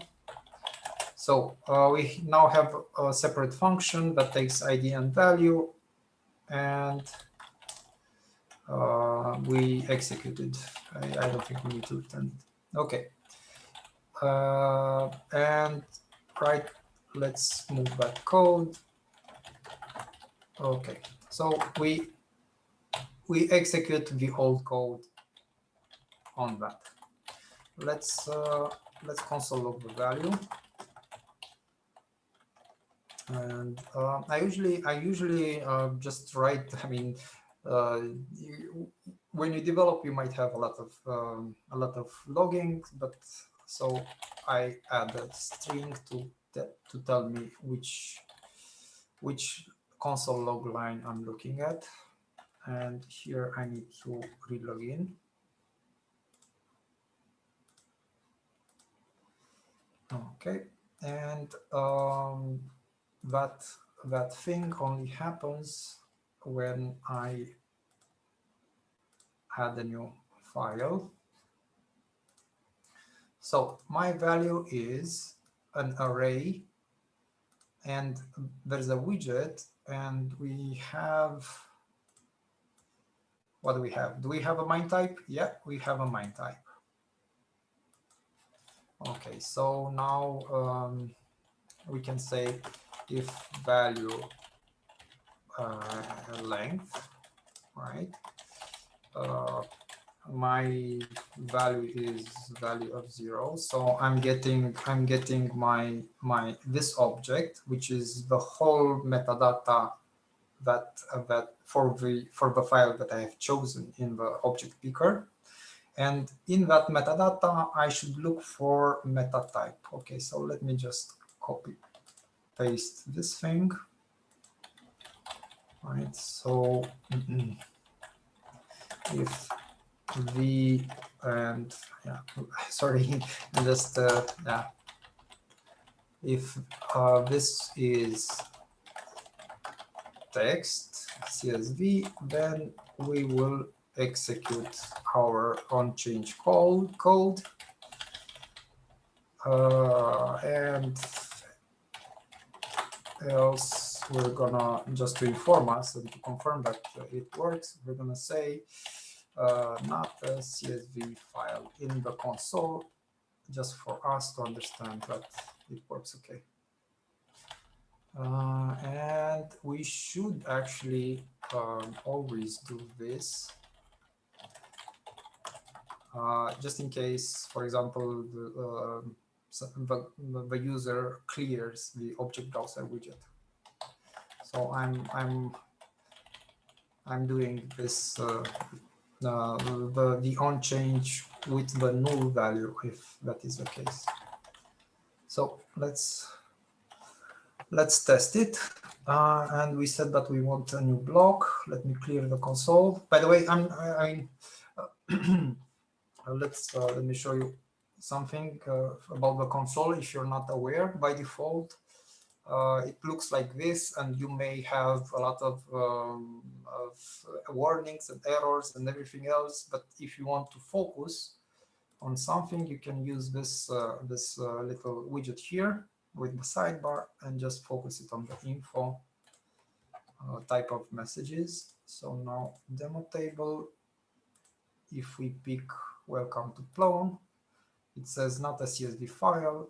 If we pick the CSV file, yeah, it works. And now we have two data table blocks. So that's how I would solve that issue. Yeah, indeed, I do that also. It's a nice little trick. Okay, so the task that we did last time was to take the code from the tutorial, put it in this file, and this would be our widget. Let me register it. So back in our schema, because we want to use that widget, we will go through the code and look at what it means. Up until so far, for the text align field, we have a bunch of choices, but we want to comment this, activate this piece of code. So we want to say, okay, I want to use a widget called text align. So back in our index.js, so we want to change the add-on configuration loader. So this is the index file, the main index file from my add-on. We will do just like here, and we will say text align, and that will be the text align widget. So what we said that if in config in the widgets of the, let's say, registry in the widgets object, and in the widgets by type object, if it doesn't exist, if text align doesn't exist, then we will register it. So we need to import text align widget from widgets text align module, like this. Okay, so let's see. We have a folder called widgets, that is this folder, and inside it we have a JavaScript module called text align, that is this file, and we import the default export with the name text align. So basically we could say here anything. I mean, I could have called it like this, and I could have referenced it like this, and it will still work just fine. So the default exports, we can import them with any name. So back in our widget, so I'm looking at the text align widget. We have a default export, which is a React component. And what do we have? Let's actually remove all this. I'm sorry. I need to turn off my phone. So let's remove this and just write something to see how that would work. So right now I'm actually, let's remove also this, just have a really simple React component. So back in my edit, right here, you see the text align widget is just my div, like this, class align tools, and notice that in here I have class name, because class is a keyword name in JavaScript. For React we need to use class name like this. Okay, so Volto provides this form field wrapper component, which can be used to quickly create a widget. So that would be like form field wrapper, and we pass the props, and we wrap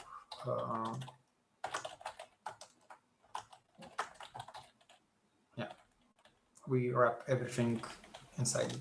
So if you don't have React, let's say a lot of in-depth React knowledge, how you achieve this? Like, I have this component, but this is something that's inside it. So I would do kind of like this. Let's say my component is props, and I would do a div, and inside it I would do props children and div like this. So props children from here would be like, sorry, maybe to make it clear, I would write form field wrapper, and let me remove that one just to make things not in red. So form field wrapper is a React component that takes props, and in it we render something, and inside it, I mean, we use the children that are passed as property, and these children are whatever I have inside my tag, like this. Okay, so let's look how it looks like now using the form field wrapper. It looks a little bit better. I mean, we have the title as a label, and we have we don't have the widget basically. So we need to render the widget, and that widget would be, let me step back, right? So this would be my widget.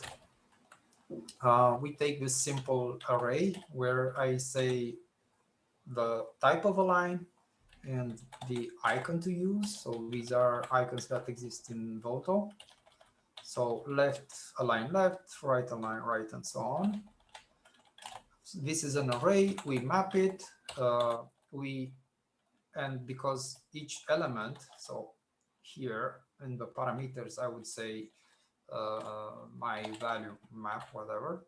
But so this here would be one of these array elements, but I can just destructure them like this. So I have name and icon, so left side and right side in that array, and with this map, so basically we have our source array, and we have to return React components as a result. So we return an array of React components,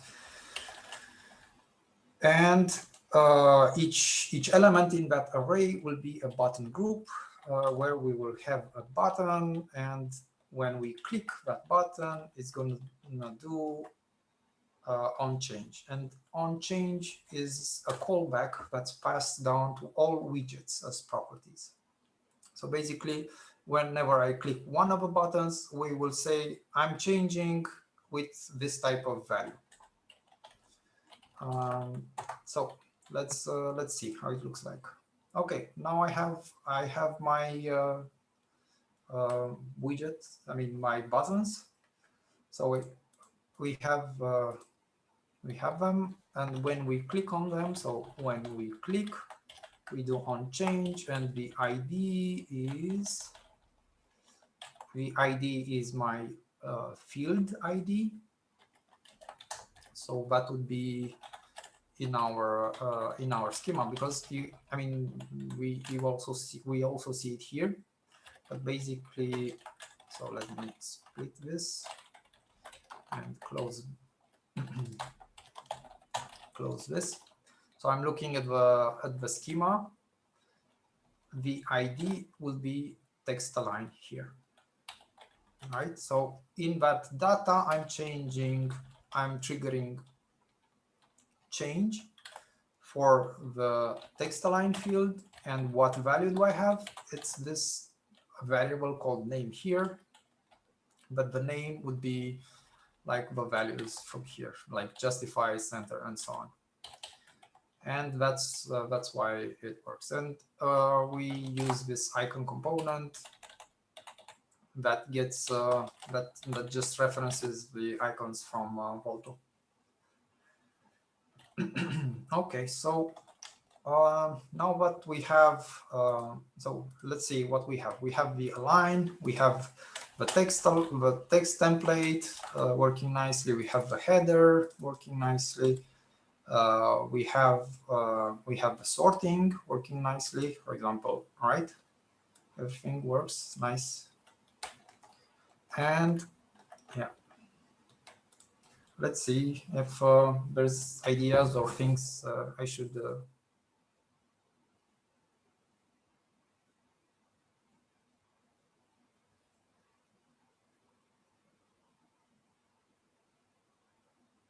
where can we see the props that are automatically passed to widgets,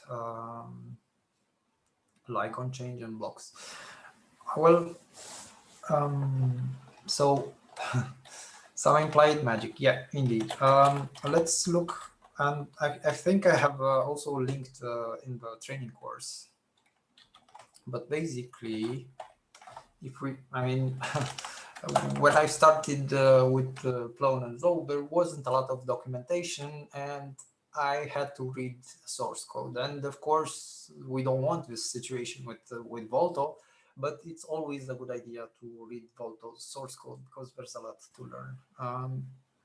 So the algorithm to choose, for example, the widget to be displayed by the form would be here inside components and manage, and we go form, and it would be field. So if we go down, we see that it says I'm returning a widget here. And this widget component,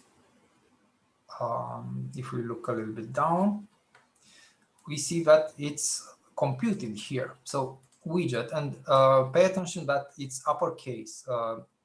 When you have, let's say, user created components and you want to use them inside the JS6 part, you have to use uppercase for them, or Pascal case, I think it's called, like this. So you cannot say widget with lowercase w. Okay, so widget is get widget by field ID. So basically, we can have a specific widget for a specific field ID. Get widget by names. So basically, we're looking for the widget property. So that's what we're using. Basically, when we say get widget by, when we say widget is text align, we're addressing a widget named text align. Yeah. And then get widget by choices. If it has choices, for example, it's gonna render a select widget. get widget by vocabulary, get widget by factory, and by type, and so on. So here, for example, you can say I have type Boolean or I have type number, and it will render a widget. Now, for the properties that are passed down to the widget themselves, you have to look inside the form. I mean, let's take inline form actually, because I think maybe it will be a little bit easier. Okay, so right now here we're looking at the form component, inline form.jsx, and this form component is the one that renders, let's say, everything here in my sidebar, but let's say only about this one, right? Because that's also a form. So it will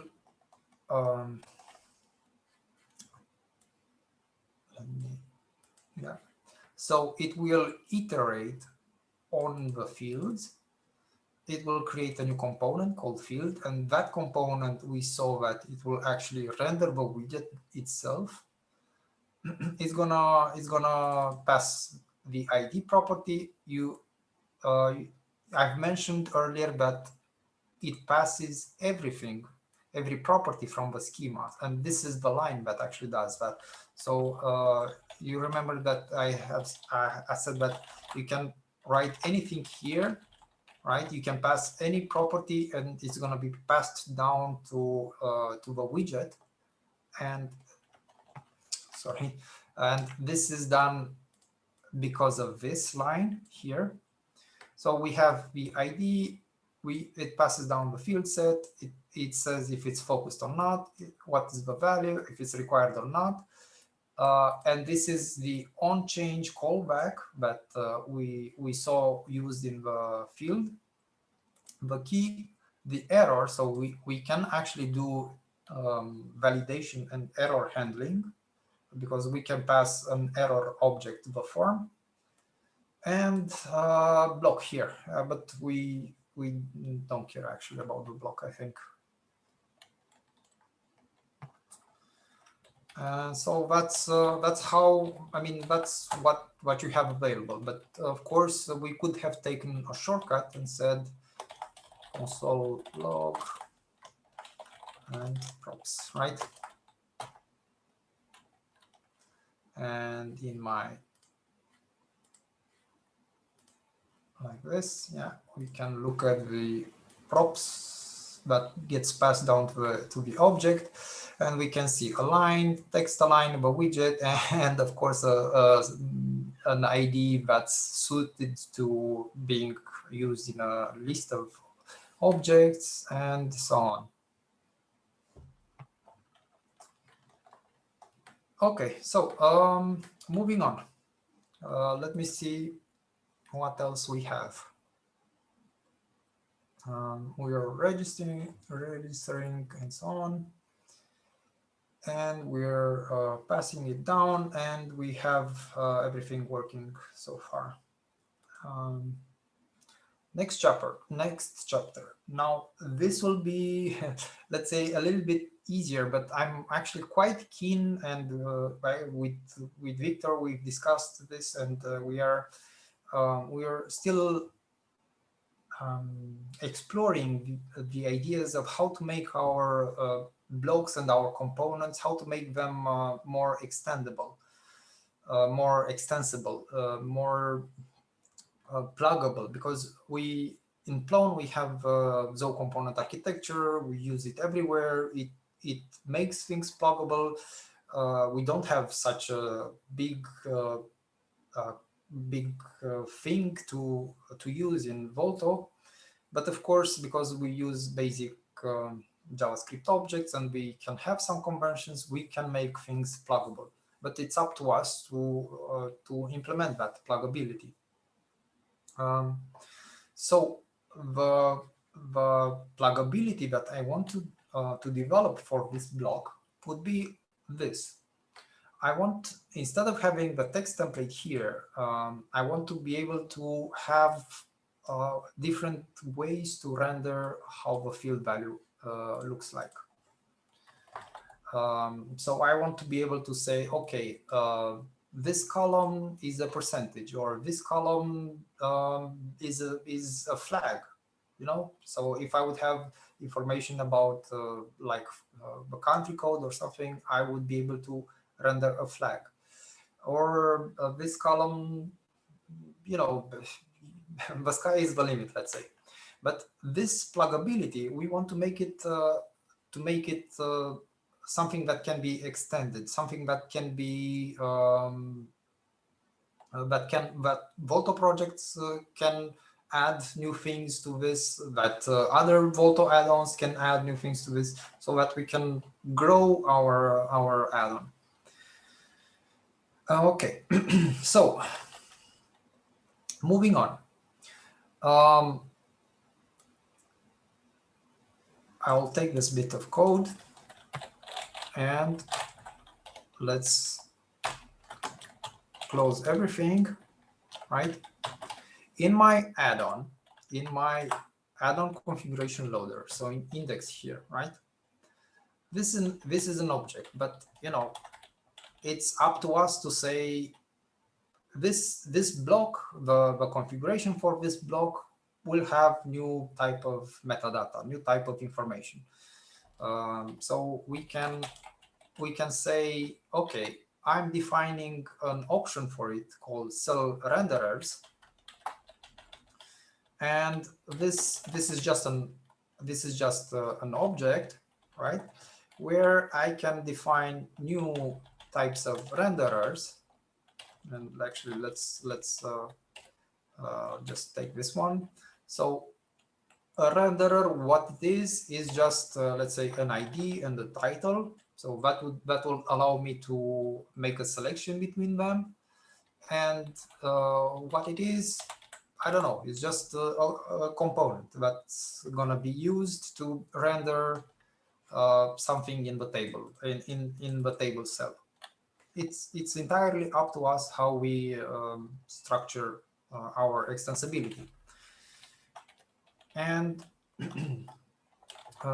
yeah, if I'm gonna just comment this for now, because this is a more simple component. So we have progress cell renderers, right? And let me follow a little bit the tutorial, so not to make, yeah. So we want to create a new folder called cell renderer. So inside source, cell renderer, and this is a folder, and inside it we will have progress.6. So Volto demo, the add-on. Inside source, we have we have a folder called cell renderer, and we have progress, a new component, and that component is a really simple component, right?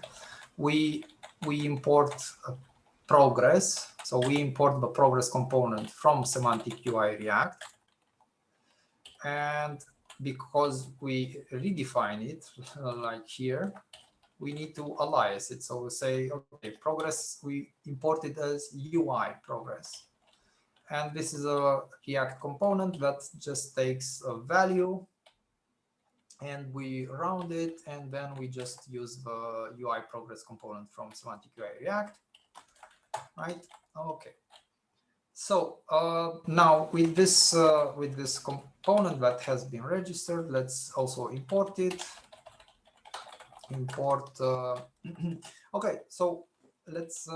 I can do the import in two ways. I can say imported from cell renderer and progress like this, or I can create, because I know that I will create another one, the text template. I can create an index.js here, and then say export progress from progress right? And this is now a name export. So back in my index, I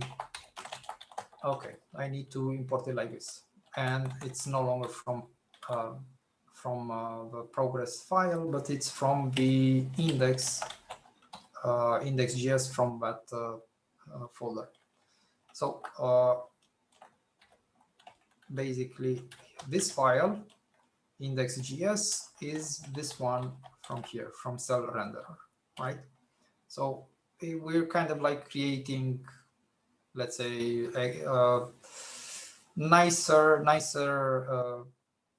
aliases for our components to make the imports and export, to make the imports actually, to make them simpler.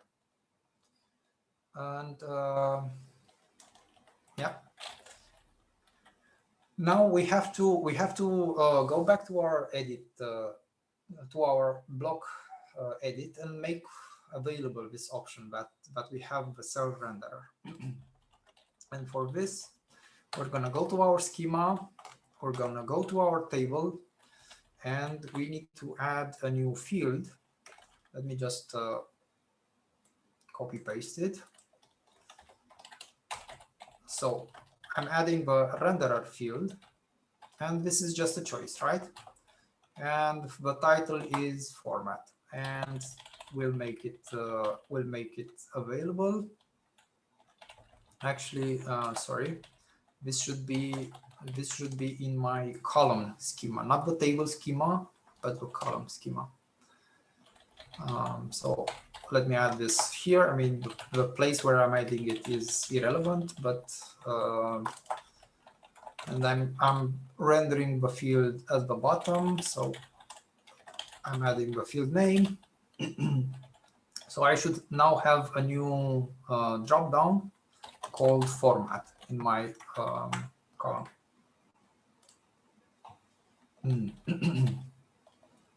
Progress cell renderer. Oh. Okay, so what I didn't do, so I've exported progress, but not progress cell renderer, as I have used it in the other import. Okay, so now if I look here at the column, now I have the format drop-down field.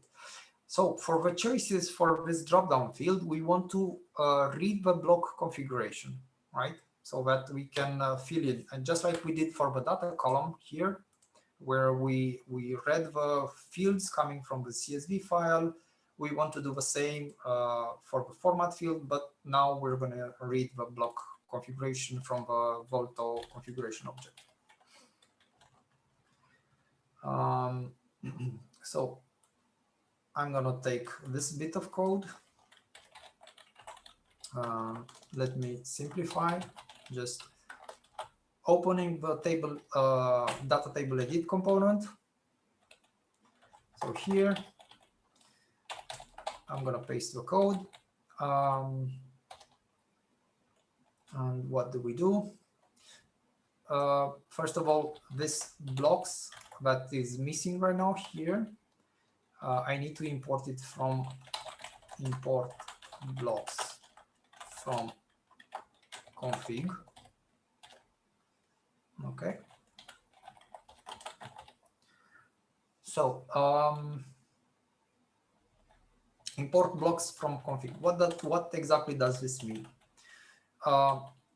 No, I think this is a convention in packaging, JavaScript packaging, but the tilde is aliased like to the project folder. So we are importing blocks from the config module.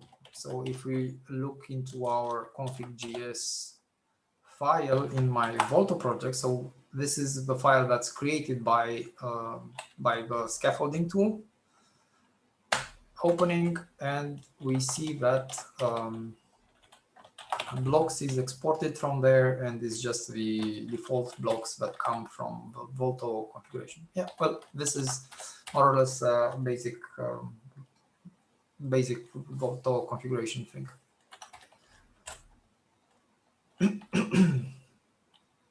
Okay, so let's see. In my so in my tutorial, I'm taking this. Let's see, schema data to schema. Yeah, I'm creating a new function where I've separated this bit of code, and I have used that function, but I will continue right now to do this inside the component itself separately. But just let me take this one.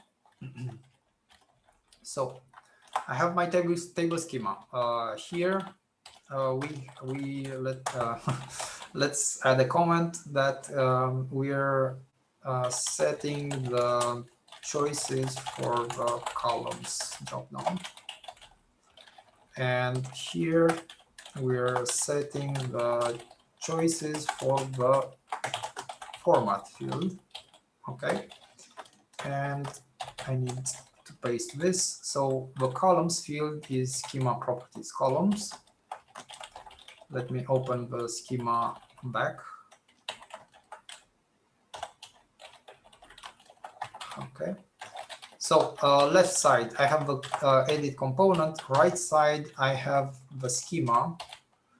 So I said that the columns field is schema properties columns, so it's this one, and I have a variable here, columns schema, that's this one, and I'm reading the blocks config. So blocks config data table.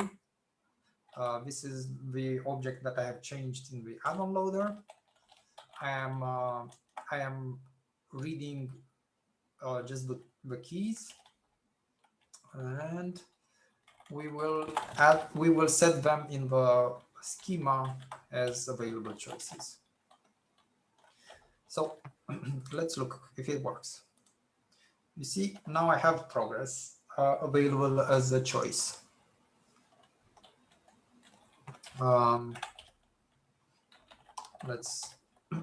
Let's look for a bit. For example, in the add-ons loader.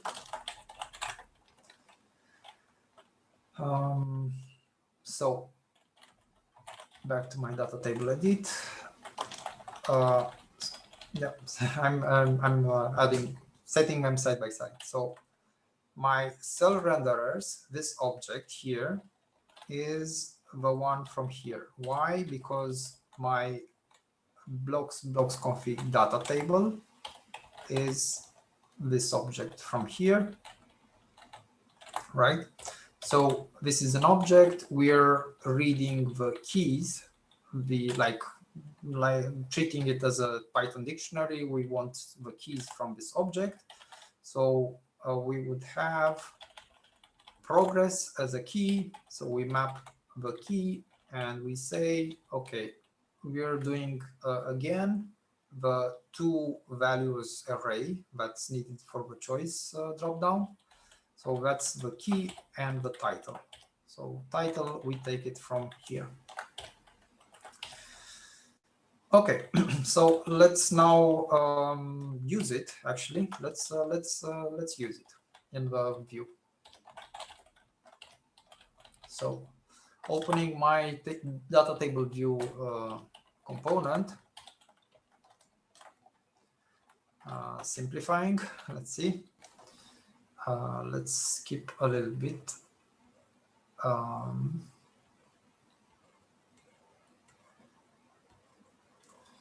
And see if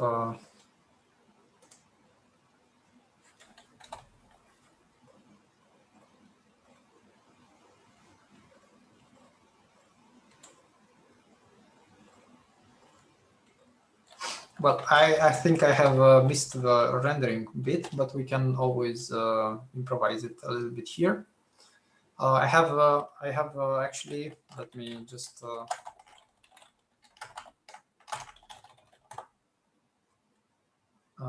add a link. So this repo I have created when I have written that tutorial.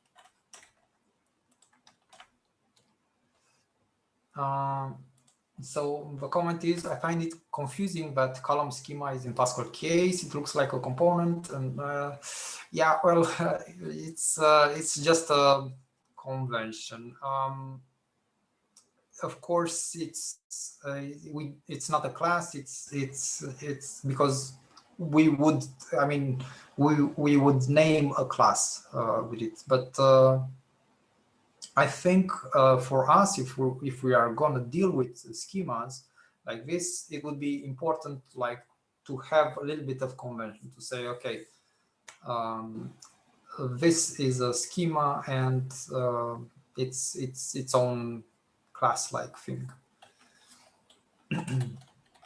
Okay, so when I'm rendering here, let me because it's gonna be easier for me if I check here. All right.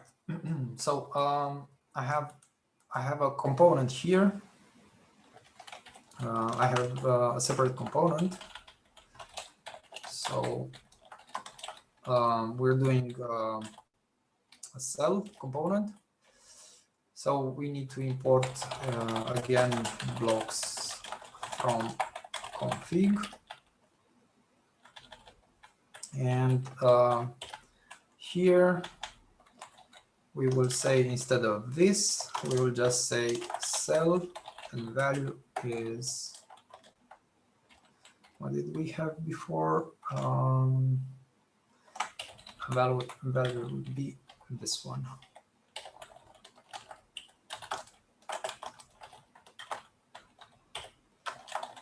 So did we do it right? No, we need to also pass column, and we need to pass two parameters, column and value. So we passed a value, and we need to pass also column.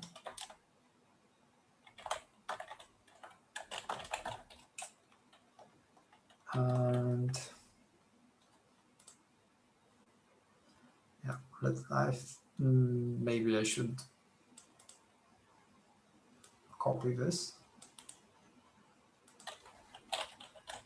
I think it's just like this. Okay, so we have a new component. We called it a cell, and we are passing two things to it: value, which is the value that would have to be rendered, and we're passing the column. And why are we passing the column? So that we can inspect the data for that, the definition of that column, and we can decide which renderer to use for it. So we have the cell, we have column, and we get the renderer. The field here, the renderer field, would be the one that we chose from the dropdown. So now we are getting renderer from the blocks configuration, and the renderer will be the component that is in the view field. So if we look here in the index, in the add-on configuration loader, let me put them side by side. View here would be the one here, right? So what I'm doing is getting this component that's configurable from everybody, and I'm gonna use it, right? So I have render, and this one would be, for example, my progress component. So in progress, we only care about value. Okay, let's see that it works. And for this, I have noticed that we kind of need, there are some percentage columns in this file. So for example, if I choose this one, it has numbers that are bound to 100. And if I choose progress here, right, I will get a progress bar rendered. And we also want the text format, right? Because right now we chose that we want it to be displayed as progress, but the text template field here no longer makes sense. So we should do the text template as another type of format here.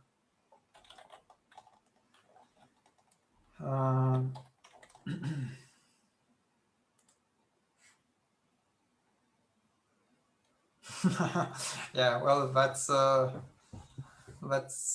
for C, I guess, right? That's weak typing for C.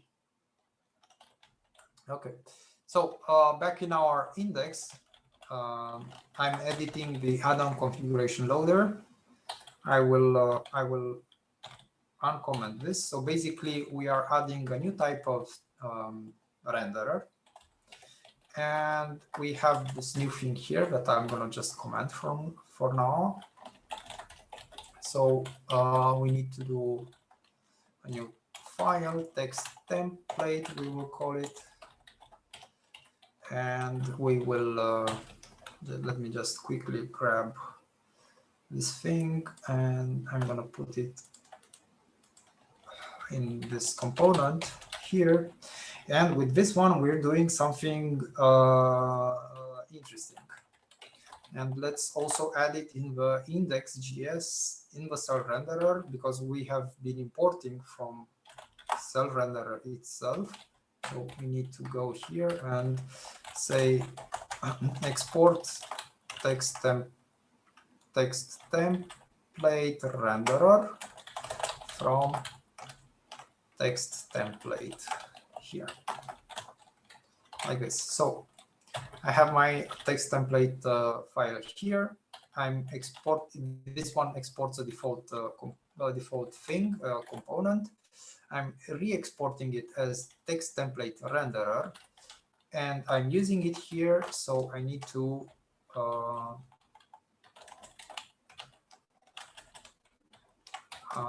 import it here. Let me put this on my left side and close this. So I'm in the add-on configuration loader. I have imported my two renderers from my cell renderer module, and I have defined my cell renderers like this. And I have a new renderer called text template, and it has its own view. So let's look now in my edit. Do we have it available? Yeah, we have a new option available. And yeah,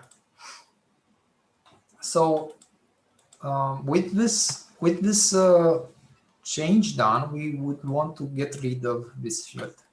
And so that field is in the schema for the column. So let's go to the schema file from here, and wherever we have text templates in the column, we're just gonna comment it for now because we have something else for it. Okay.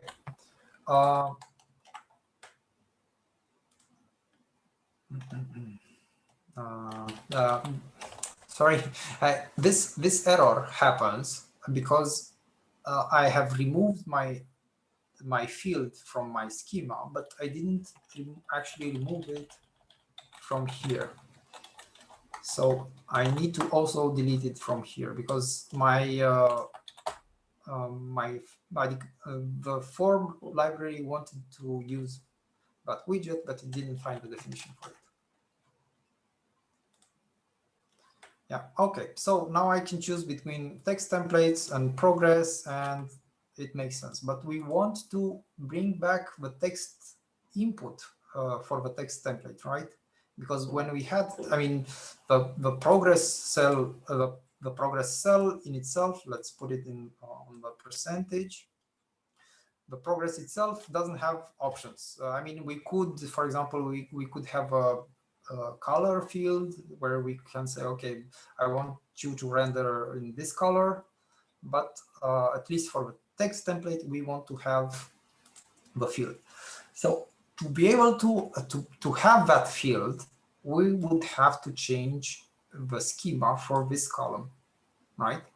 And with archetypes, we had the archetypes schema extender, and with dexterity, we have a lot of directives, and we have a lot of mechanisms to extend the schema and so on. We have already done schema extending just by going into our component, right? Like, sorry, so I'm in my data table edit file. So what I've been doing so far here was instantiating the schema and enhancing the schema, tweaking that schema, right? So we've already done that, but what we want now is to be able to tweak that schema for the object, for whatever column definition I have right now here. And this is a facility provided by the object widget, the add-on that we're using, in that I can also pass a callback function, and that callback function will be called with the schema for this bit of information, and I can change that schema so that I can add new fields and so on. Okay, so I will copy this bit of information from here, and I will add it here. So what do?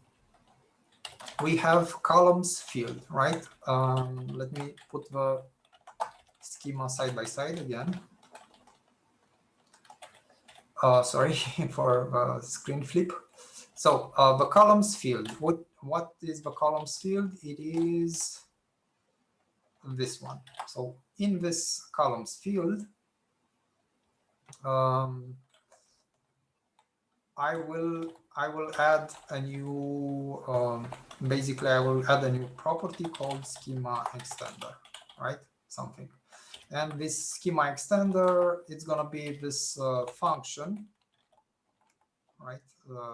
That takes schema and data, and it looks into the render definition if that thing defines a schema extender, and if it does, so if we have the extension, it's gonna call that extension with the schema and data. Otherwise, it's just return schema. I don't know. Maybe this is a little bit deep for such a tutorial, but I want to show the flexibility that we can get and what we can do with by using schemas in our forms. Okay, so in our index.js, right? So right now I'm in the add-on loader. I'm gonna activate my schema extender from the text template. Let's look at the text template component. Let me simplify, close everything, and open just text template here, right, in the self-renderer. Text template, right? Okay, so what do we do if we have a field called text template in the column? Then we're gonna just replace, basically this is the old code, but because we've removed that text template field on this schema that we receive here, we have to redefine it, right? So not only do we add again the text template field, but we also need to add it to the fields in the field set, and we pass down the schema. And because we are changing we're practically mutating a live object, we have to clone the schema, because otherwise, if we don't do this cloning, when I change the format here, for example, then it's gonna also do the schema. It's gonna change the schema for this other column here, and that's why we've done this. And yeah, so basically now I can do something like this. And you can see, like I have progress renderer, I have text template renderer. The text template extends the schema, and all this is configurable and extendable by other products, other add-ons or other projects, because they can always go in their config, and they can write in this object. They can say something like, I mean, let me just copy this, but they can say cell renderers is, and we can maybe copy this, and we can say like, let's say, I don't know, let's say flag renderer, right? And this is ID flag renderer, and then title flags, and the view would be some view component. Okay, so this this bit of code would be, of course, in any other project, in any other add-on, but loads after we have loaded this add-on. So any other add-on can like override this, extend this, and so on. So we have built-in extension mechanism.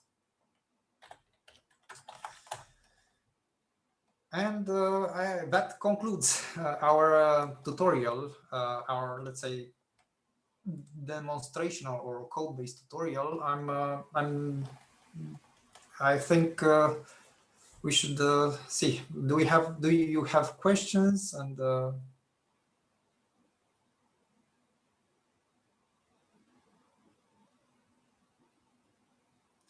so the convention could be closer to factories, like Tiberiu mentioned.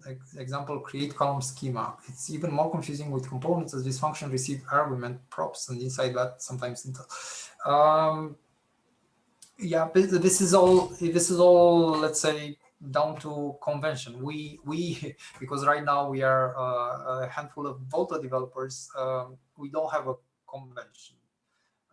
We have some patterns, but we've observed. It's down to us to say what feels better. And yeah, it's just a matter of how we structure our code. And as you saw, I have used coming from Volto only.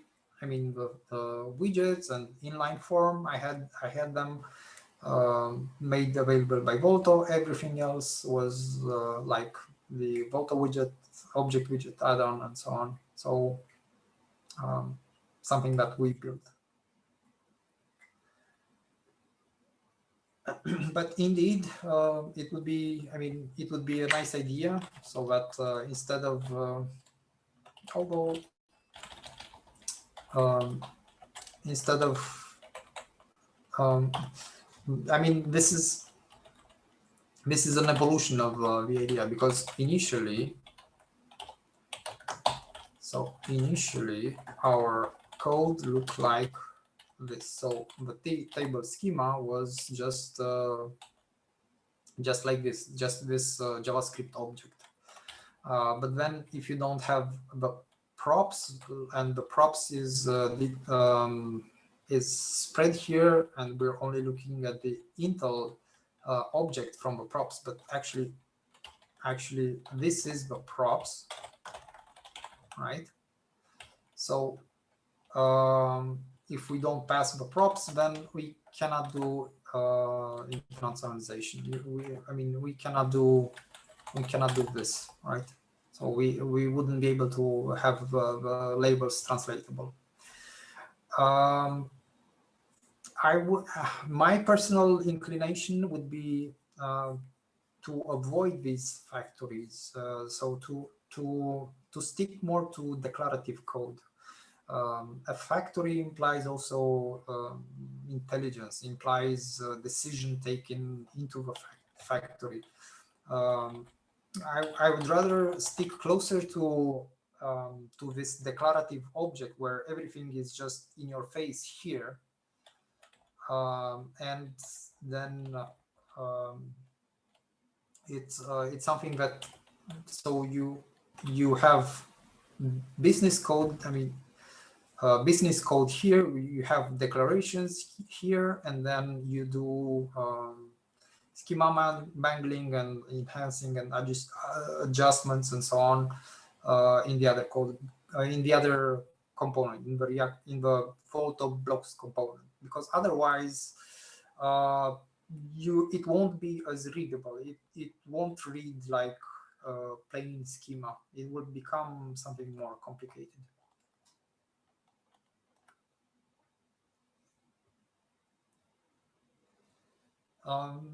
Yeah, but feel free to open your voice channels and and make comments if you want.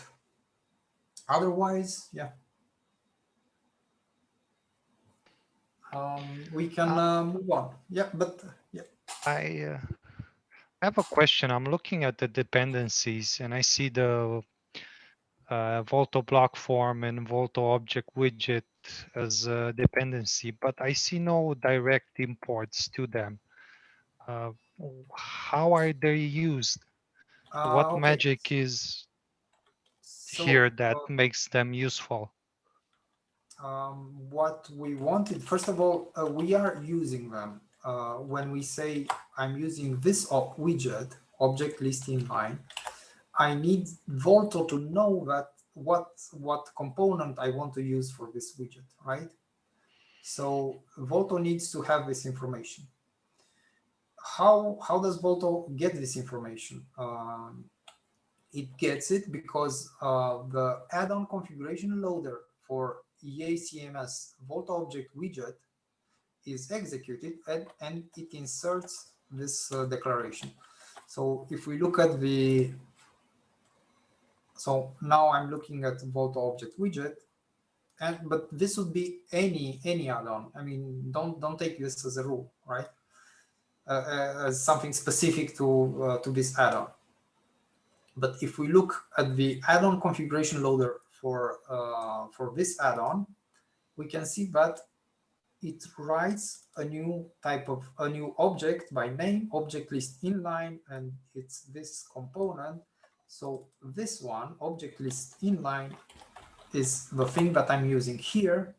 So I need to have this add-on loaded. So basically, I need to have this code, this code loaded. And how we achieve this is in the Volto project, in our pack. So this is the Volto project, the one generated with Yo that we've initially generated in our package.json. In our add-ons key, right, we said load this also. So that would be the equivalent of ZCML in the build-out configuration. Just load the configuration for this add-on. And when we add this code will be this code will be executed. Is this an established pattern for Volto add-ons? Because this seems very magical for me, and I wouldn't know where object list inline came from. Object list inline, you don't know. I mean, I mean, any add-on can do whatever, right? And an add-on, for example, can add new widgets. If it adds new widgets, then this add-on has to say, hey guy, guys, I'm adding new widgets. And this add-on does this. So if you're reading the documentation, then yeah, it says here, you have to use a widget like this, right? So this is all dependent on whatever the add-on does. So there's nothing magical about it. It all comes down to documentation and functionality that an add-on provides. This reminds me a little bit of when we used permissions as strings. And if we could have a real import, I think it would be better for, tracing errors, linking. It works like a registry right now based on strings, but yeah. I mean, it would complicate Volto a lot probably if we would have something like zone component architecture inside Volto, and I'm not sure that we would gain a lot. Probably, in any case, so we're not alone in this configuration pattern. And Victor, I mean, tell me if I'm wrong, but this configuration pattern is also used by Django, where you have a global settings object and you do a lot of configuration inside this settings module. And you can do anything there because it's just Python code, right? And basically, yeah, if you're used to right now to registering adapters, and it's the same thing there as well. You have to read, you have to know what adapters to register for which interfaces and everything else. Right now here we don't have magical interfaces, we don't have magical types that we have to implement. We have conventions right now, and we have some patterns and some conventions, and we have a few registries, and these registries are the ones that Volto exports in its config. So basically, if you look at source config index, so basically this one is Volto's configuration registry. Everything that sits here, you can override, you can extend, and this is how configuration is done in Volto. Yeah, sometimes we used to call it registry, right? So it's Volto registry. Yeah. At the end, is available for any add-on and for your project anyway. Yeah. So.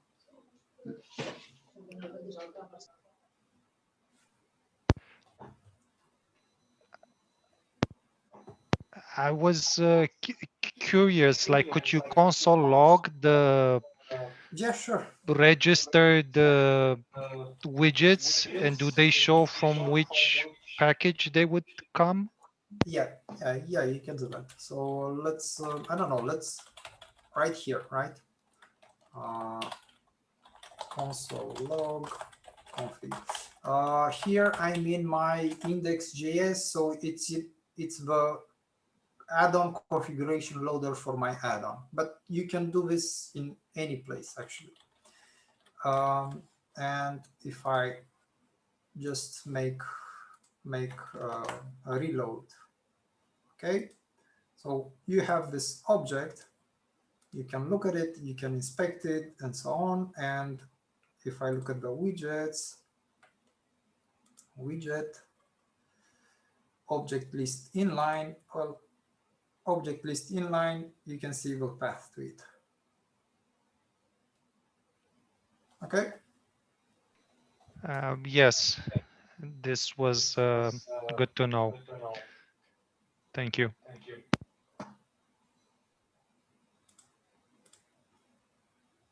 Other questions? I mean, we have also prepared some question and answer that are written here. And if you want to, we can go through them. And if you have other questions, we can also discuss them. But feel free to always interrupt me and ask questions, because yeah, It's weird for me to sit in my room and talk alone without anybody answering, or yeah. So can we customize a Volto with an add-on? This is the question that's answered here. Basically, you can see that, so right now, hold on a second, so that I can make it clear where I am. So I'm in my Volto project, right? And the scaffolding tool also creates a customizations folder here. And you may have done the Volto tutorials, or you may have done this on your own. You have customized Volto components by shadowing and by imitating Z3C JBot procedure, where you reproduce the path of the component. And the question is, can I also customize an add-on? Yeah, you can do like Plone collective, and that would be Volto demo, my name of my add-on, and then it would be, let's say, cell renderer, and then it would be progress.jsx. So I would have to reproduce the name for the add-on and the path inside that add-on, and it will work. Also, because right now the customization can contain Volto customizations and add-on customizations, you have to move the customizations inside the folder called Volto. So this new Volto folder will hold the Volto customizations. And next to it, as a sibling, you would have add-on customizations. And add-ons themselves, so just like we have this customizations folder here in my project, any add-on, and this is automatically enabled by default. So in my add-on folder, in my source folder, actually, I can add a customizations folder, and inside it, I can add a Volto folder, and it works to customize Volto just like it works to customize Volto with the project itself. Okay. Can I have a, I mean, I have answered both the questions. Can I have a theme in an add-on? Yeah, we do this. I mean, I'm a big fan of add-ons. We used to do theming in an add-on with Plone. I'm sorry, and, your audio is lower now, and I hear you not so well. Okay, sorry. Let me try to boost my microphone. I hear him the same. I don't know, maybe it's on the other side. Yeah. Okay. So basically, the idea is that you can by Webpack resolve aliasing magic, you can also do a theme inside an add-on. So because, for example, and this is why I promote this pattern, the Volto scaffold, I mean, how the Volto project, it can change along the time. We discover new things. We change how the default configuration looks like. You might get instructions in the upgrade guide. Hey, go do this in your Volto project, and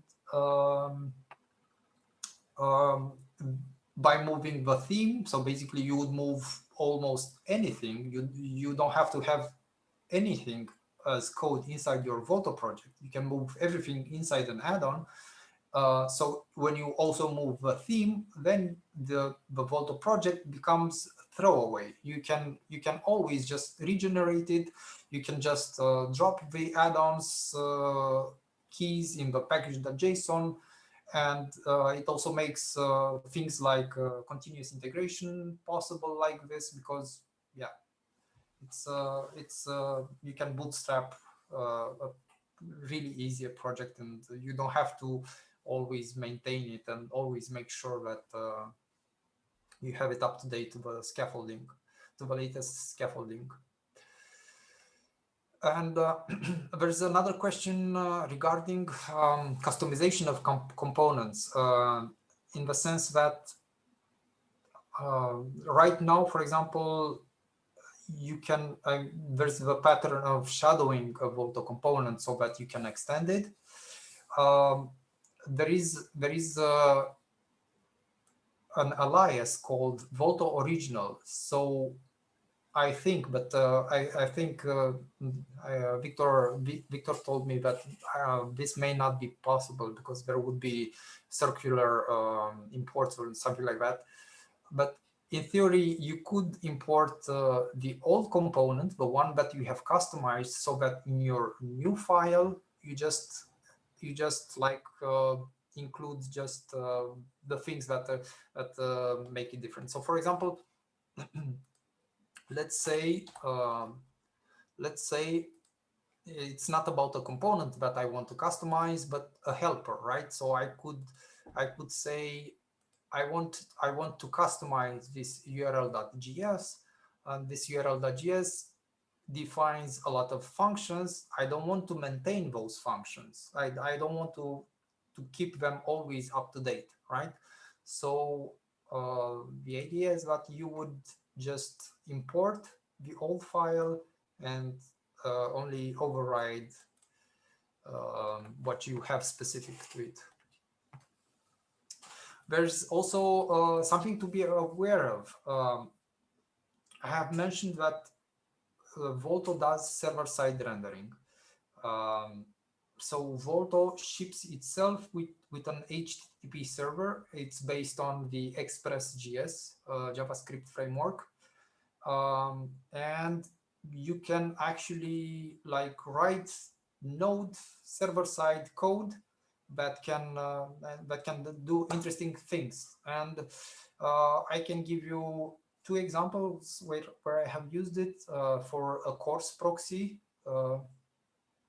so that I can have a list of websites that I can access from the backend, so that I can offer for them to the front side. And I also an Elasticsearch proxy, so that I can protect that Elasticsearch. But yeah, keep in mind that the Volto HTTP server is extendable with Express middleware. I do have a question related to it. Go ahead. No, I'm sorry. You were first. Go ahead. This question is actually jogged my brain, which is when we make customizations like this to Volto, or we make add-ons for Volto, what is the effect on the Plone site itself? I mean, we don't need to worry about what's being shown in Plone because we're just not accessing any of the backend information except through Volto. And does the front the rendering of through Express, is that something that needs to be considered when we're doing Volto add-ons?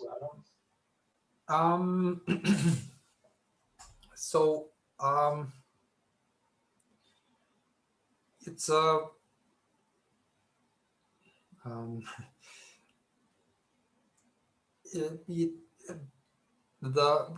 basically the architecture is we have the Volto server. This one it serves the HTML that's loaded in the browser. It doesn't affect how the backend, how the Plone responds. The browser usually communicates. I mean, it all depends on how you deploy it, but it usually communicates with the Plone backend directly. So, if but this is like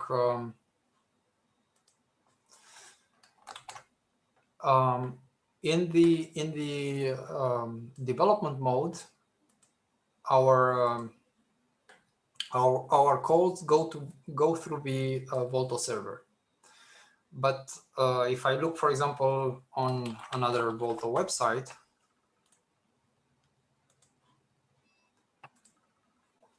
let me trigger. Our backend calls, they go through to this API, and yeah, we say here it says ZOP.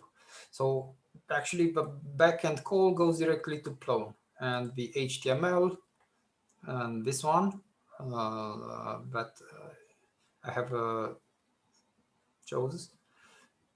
This one here, it says Nginx. So this is the Volto server. It goes through the through an Nginx proxy in this website. But so you that's the thing. We don't change the data that comes from the Plone backend. We do, I mean, if the question is, can you influence how the data is stored for the blocks, for example? The answer is yes. There is in Plone REST API a mechanism called block transformers. So basically, the blocks is a behavior on any content type. Yeah. So blocks is a behavior. It stores. So if we look at this code, and if we look at the response, right? So we have in this response we have, for example, title. That's a metadata field, and blocks layout are the same. Are metadata fields. They are so this information, this JSON information, is stored as a JSON value, a JSON field in this Plone object. So when the value comes, so when we do the API call and the value comes, using specially created serializer, and actually I think it's a subscriber, we can change, for example, what would be the value for this one, what is read from the ZODB database and what is sent to the front-end server. And the same we can also do when we send information. So when we save information from a front-end from the browser, we can change how that information looks like, how it's stored in the ZODB back database. And I can for example, name a couple of use cases,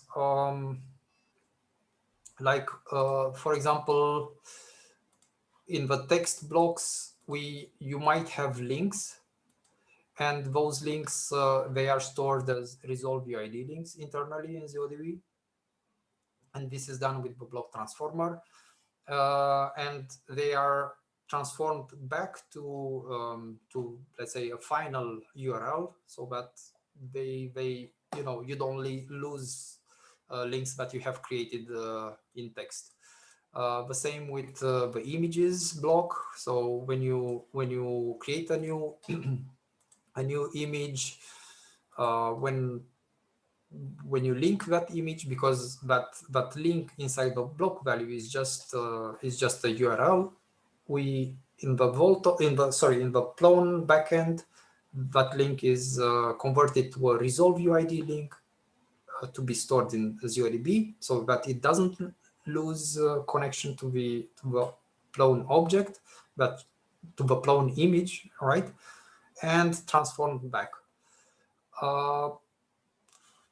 And there are right now, I think there are just these two block transformers in Plone REST API, but there's a ton of use cases where you might want to write this backend code to integrate with the Volto blocks.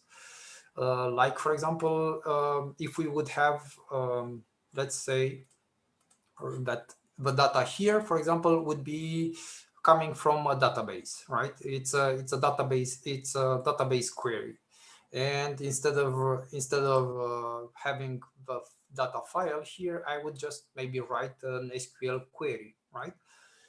So the value that I want to see in the block, I would be able to write Plone code, I mean Python code, Plone code, to put that value in the block and read it from my block. Of course, there are a lot of ways how you can solve this problem. You can make your own endpoint like this and send the query and so on. But you have to take it to consider. I mean, it depends a lot on the use case and how that data looks like. If you want to have the data always available with the main content, or you can accept that it is fetched asynchronously and so on.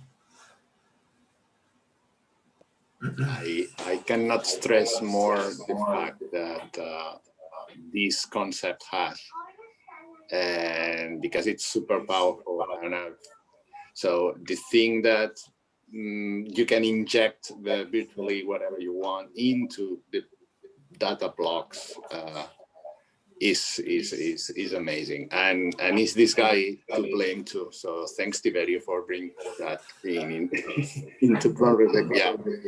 Yeah, well, it was a collaborative process. I mean, my idea initially was a little bit more simpler, but yeah.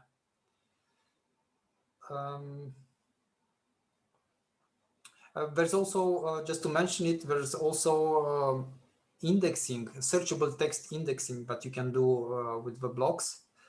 So, for example, I don't know, when you have the image block and you write alt or the title information, you might want to have that captured, that text captured.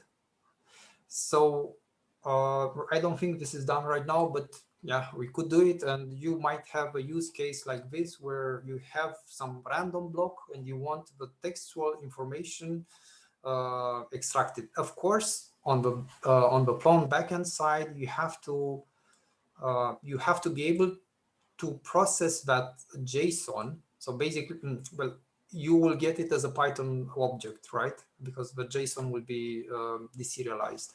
But you have to be able to look inside the data structure and to extract whatever you consider as text and yeah, make it available. And this is documented on the Plone REST API website.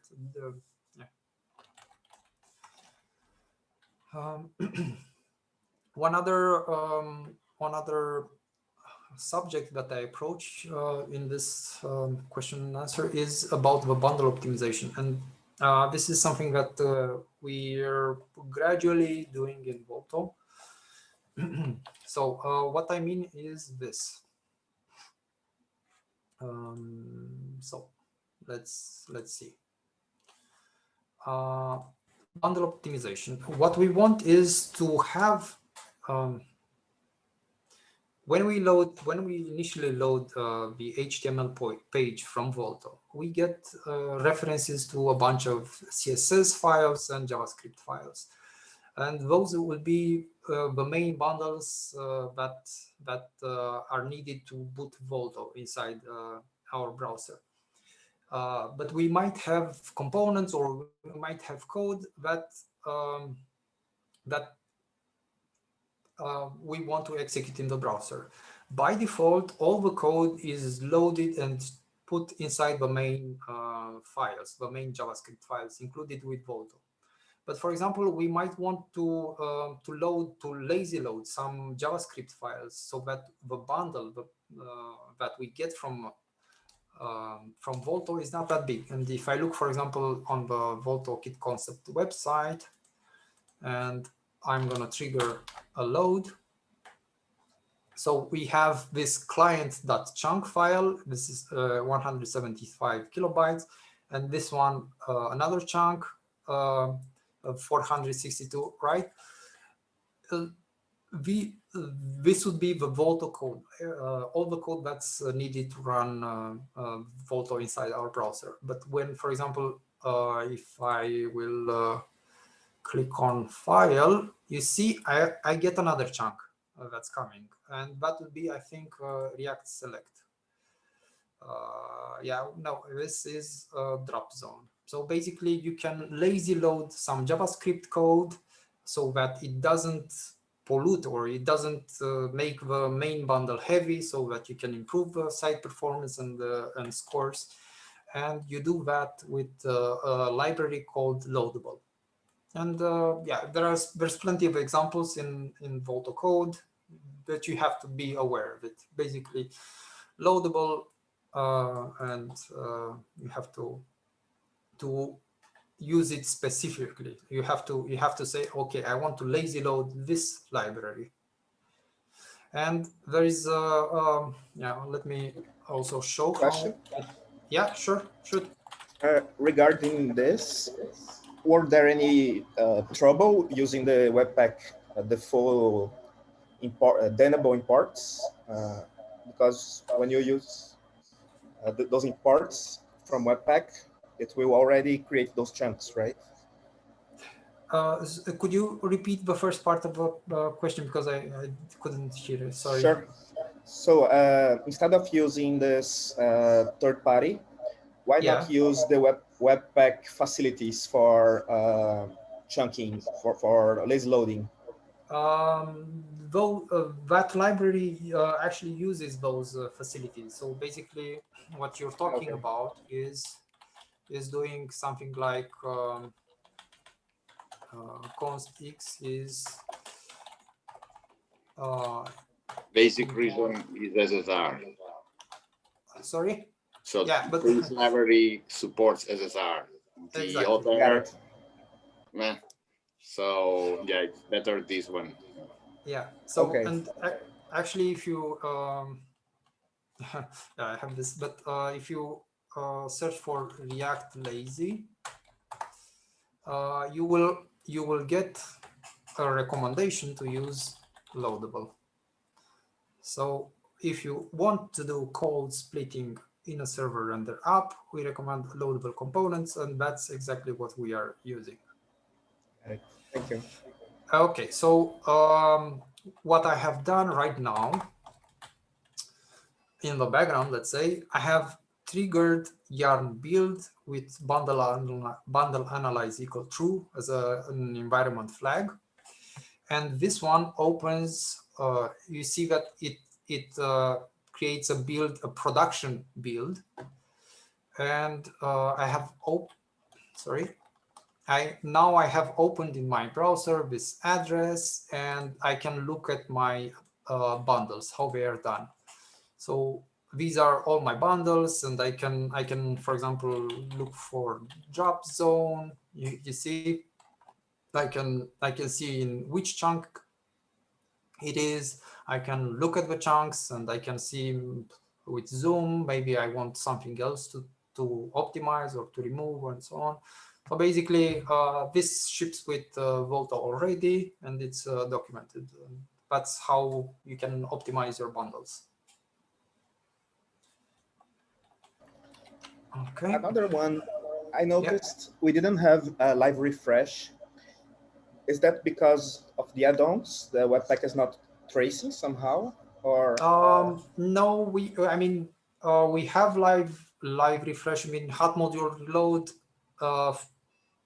We had it for some cases. For example, when I have errors, or when I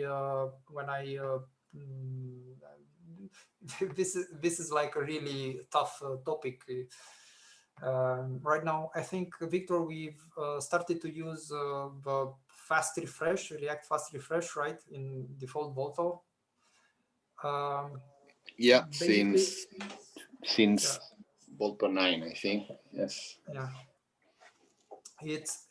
It won't work perfectly every time. You may have to reload. In principle, it works.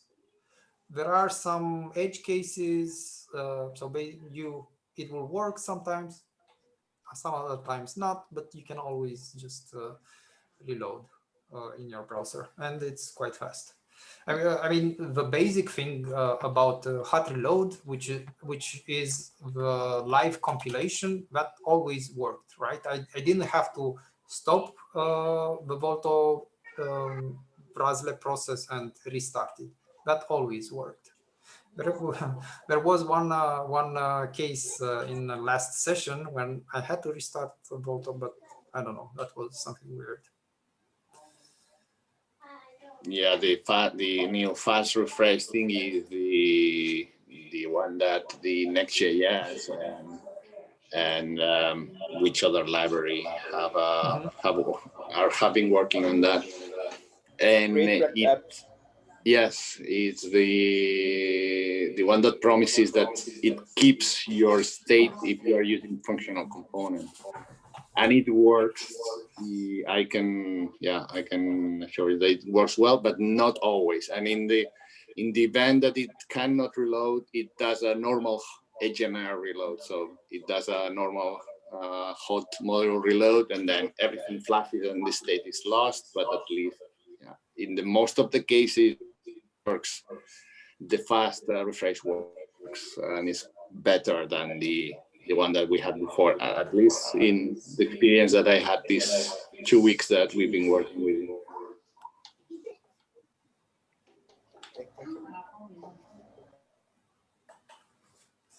Okay. Yeah, so you can see here the block transformers that I have been talking about, how they might be implemented in Volto code. So basically, it's a subscriber, and you can have multiple block transformers per block type. So in the subscriber, we have to specify the block type, and because this transformation, it mutates the value. So basically, we get the value and we return the value, we mutate the value, then we have to have control over the order.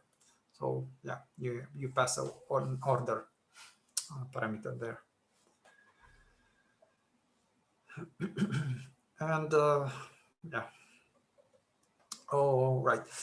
There's this concept about smart fields, but we are more or less developing right now, in the sense that with the block transformers, we can establish a convention and say, hey, if you have a certain name inside your block value, then we will treat it differently. So for example, I'm thinking that we could do any _v_, just like we have volatile names inside ZODB or inside Zob code. It shouldn't be stored in the database in ZODB, right? So we can push database results there or something else. So basically, this is a convention, yeah, something that you can establish, for example, in your code. And then the searchable text, and yeah, that's it. If you have questions, or if you have comments, or some other ideas that you would want to clarify.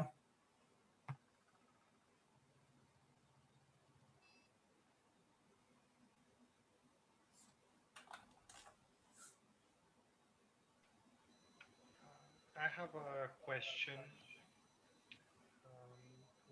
Yeah, you have to speak up a little bit because I'm not hearing you very well. Can you hear me now? Can you hear me now?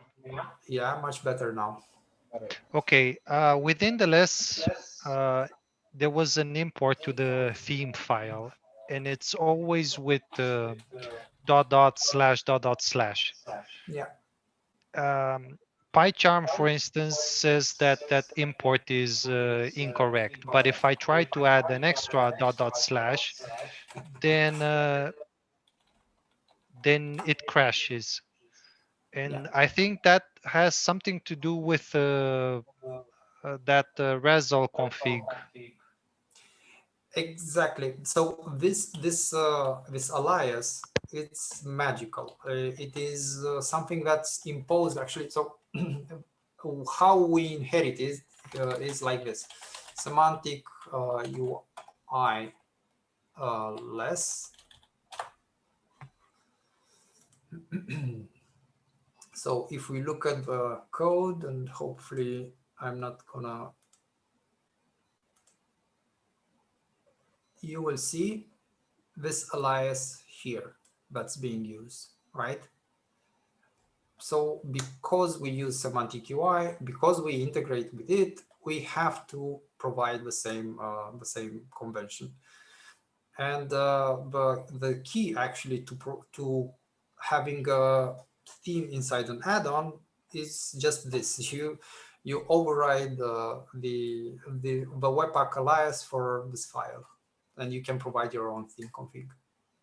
But theme config here, if you look, if we trace down basically 1, 2 folders, I think it's going to be inside the parent folder here. So basically, yeah, they have the example here, and you're supposed to provide your own file. But basically, right here in this location, you would provide the theme config, and the semantic UI theming would work. But yeah, that's why this. Oh, sorry. That's why this is magical, and that's why this this path don't try to find it, because it won't be where you try. It will be in the theme. It will be, and yeah, I can also show you inside inside Volto, but basically, yeah, inside here you would have this file in the Volto project.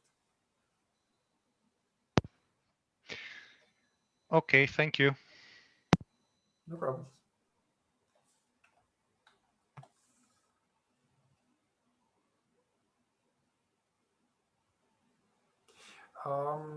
Right. So yeah, there's actually, yeah, well, there's a ton of configuration done, for example, to provide aliases for add-ons and so on. And that's why, for example, we did this when we started. We've added this Mrs. Developer.json file. And when we've added this package, you remember that I didn't need to change my JS-config file, but this JS-config file right now, it also got this information. So Mrs. Developer manages this file and for us. So that's this file also, it's kind of like it's doing node module aliasing for, so this name would imply this path. Same for the ESLint, for the things that we're developing. If not, the ESLint complains about it. Yeah, yeah, indeed. And yeah, there is like I mean, you have to start contributing to Volto, all of you. But there is an add-on registry where we gather all this information, and we arrange things to be nice for the Volto add-ons, like aliasing and configuration loading and so on. Can you show an example of Razol extend in the add-on, how you would do it? Yeah, sure.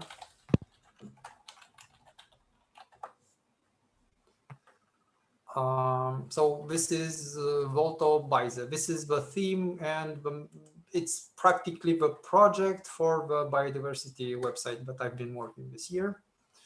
And inside, so this is an add-on, right? It's not a Volto project, it's an add-on. We load it in another Volto project that we have on GitHub. But in this file, so basically you have to export, so here, right? You have to export a modify function, and this modify function will get some objects, and yeah, and you have the webpack, and you have the config, and this config is the webpack config, and basically you can change this config. And in here I'm doing the theme trick. So I'm declaring a theme inside an add-on, and I'm doing that by aliasing what that theme config means, and I'm aliasing to whatever, to this file, right? So basically, add-ons can also influence the webpack configuration and the Razor configuration. And there's another thing that an add-on can do. Let me show you. for example,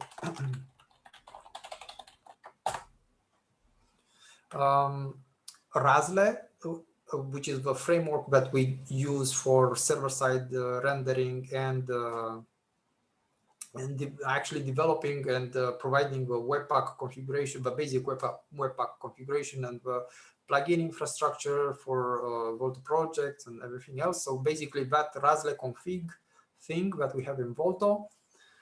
So Razle also has plugins, and for example, Compass style sheets can be handled by Razle plugin as CSS. So, for example, here in this Razle extend, I'm just adding this string SCSS to the Razle plugins. Well, the code is a little bit more complicated than it needs to be, but basically I'm exporting plugins like this, which is the default plugins plus SCSS. And this makes, sorry, of course, I have to declare the dependency. So I have to declare dependency on this plugin. But once I have this plugin available, all the configuration that's needed to load the SCSS files works. So that now inside my code, let me think. So let's see, inside here probably, yeah, I can load an SCSS file, right? And that's all I needed to do to be able to load the Compass files in Volto Addons and Volto project.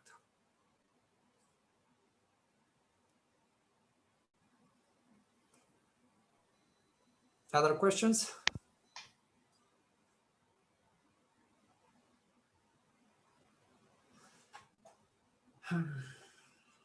Yeah. It's been a long day. Shall we call it a day? And yeah, if you have anything to tell us about the training, about what you think it went wrong or it went right, what you expect in the future. Thank you, Tiberiu. I mean, my brain has been on the verge of exploding. But this is awesome. No. This is great because this is like an in-depth being immersed in a whole new environment for me, and I really appreciate it. Thank you. Yeah, I don't know.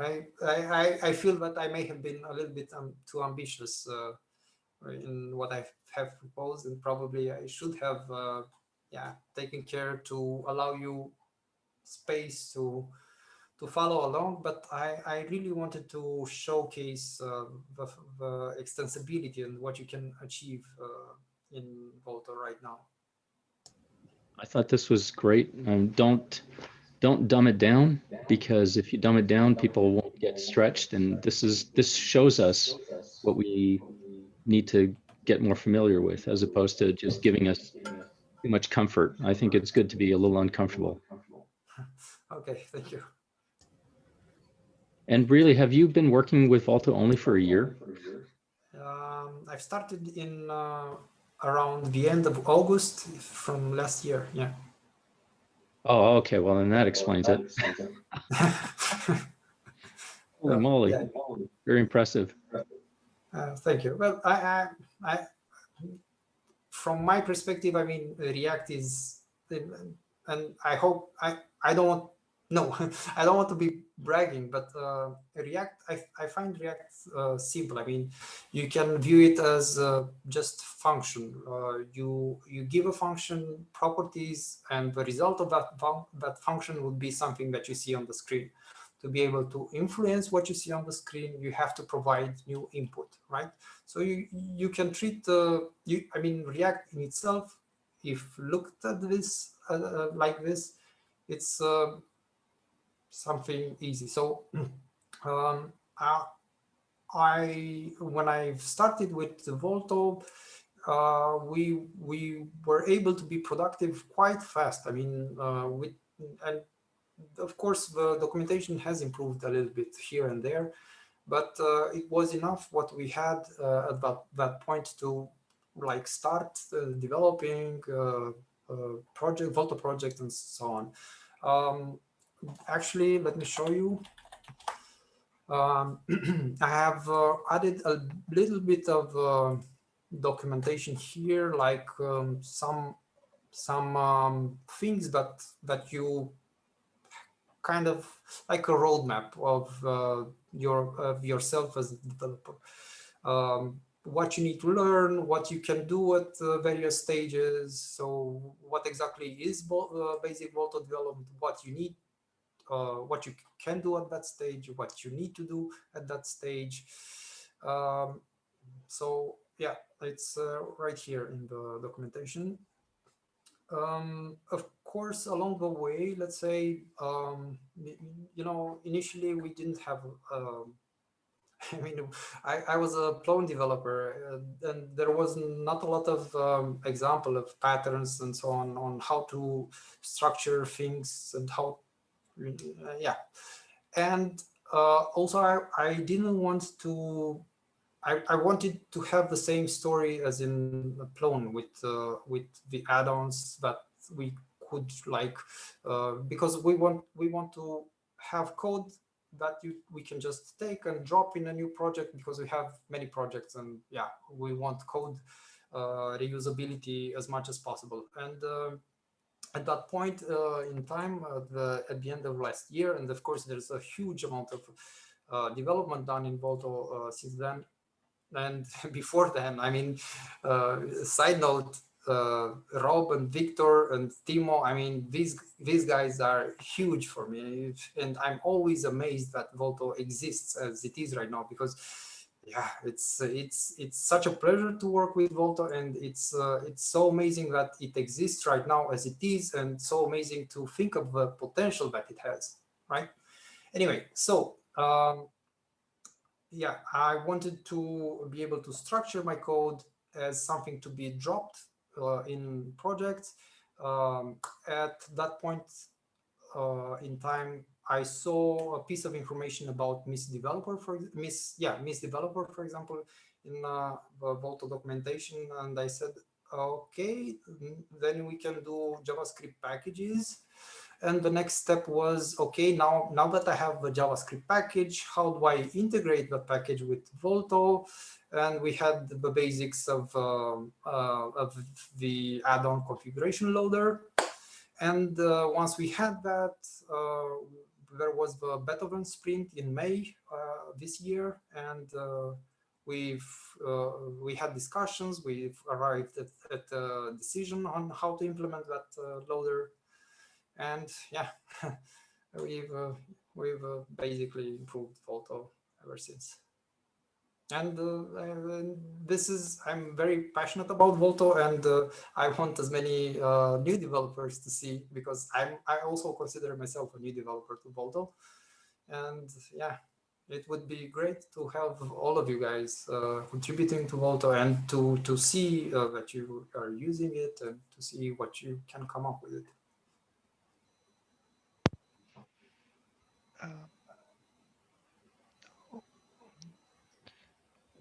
What do you have in the future for Volto add-ons? Is there any roadmap? Volto add-ons is sorry for interrupting. Volto add-ons is more or less Volto itself. I mean, sure, there are some extension possibilities that I would like to have in add-ons themselves. Maybe we will implement the separate configuration file that Victor was mentioning the other day. But yeah, I mean, I would consider more or less the add-on story almost complete, in the sense that there's not a lot that you can do in a Volto project that you cannot do in an add-on, right? And that's the most important thing for me, that I have complete freedom in my add-on.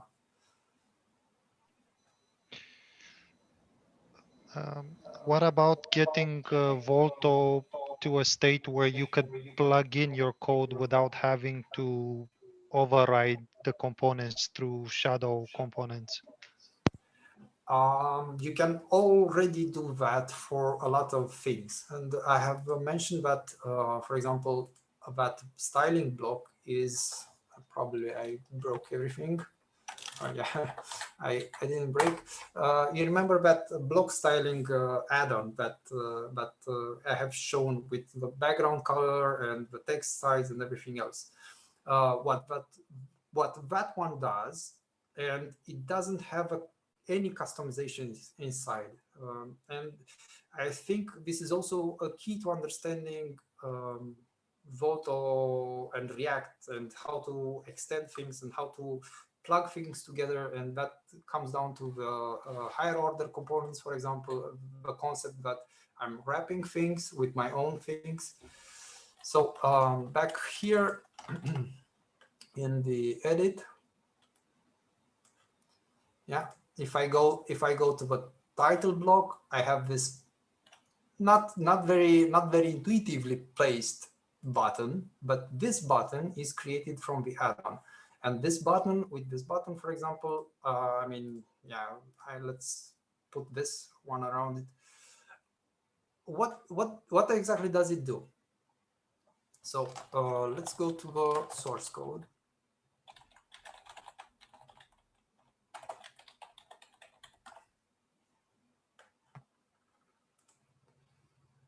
In the add-on configuration loader for it, okay, blocks, which is, or whatever, we have a whitelist, blacklist, which blocks we are interested in. But let's assume that we do this for absolutely every block that's available in Volto. So for all the blocks, what we do is we're overriding. So when we have, for example, the view, this would be the block view component. We're wrapping it inside another component, right? So we have written here an anonymous component, this function here. So where we used to have like image block view, now we have this component, and we are wrapping the old component, this one view component, we're wrapping it in something else. So now I have extended the Volto component. I have extended a Volto thing without shadowing anything. And if you look inside the code, I don't have customizations here. There's no customizations here, but the block styling thing works for absolutely everything in every other block inside Volto, just by wrapping things around. And yeah, we are more or less thinking about how to extend these sort of patterns where you can wrap things around, and for example, with the schema with the client form schema, with what I have shown today, we have one pattern, one possible way, and it's clear because you have a schema. There are ways to extend that schema, right? It's a JavaScript object. You can always extend it, but with components that exists already in Volto, well, they would have to be more or less refactored or extended with some new patterns. But yeah, one possible way would be for us to implement something like slots from Zope page template. But who knows? I mean, it's just discussions right now.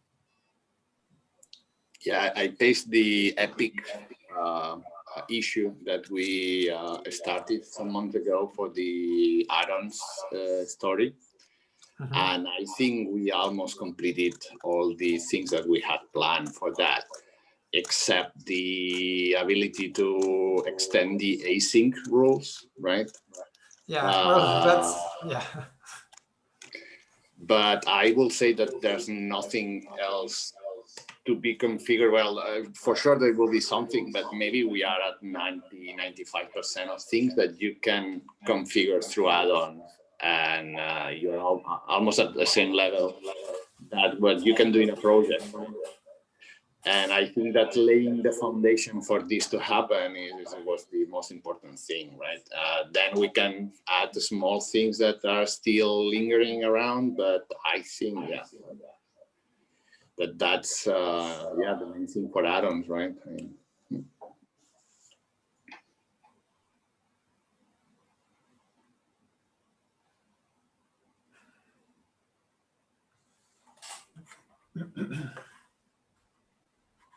I just want to say thank you, TV, for all the work and all the other guys.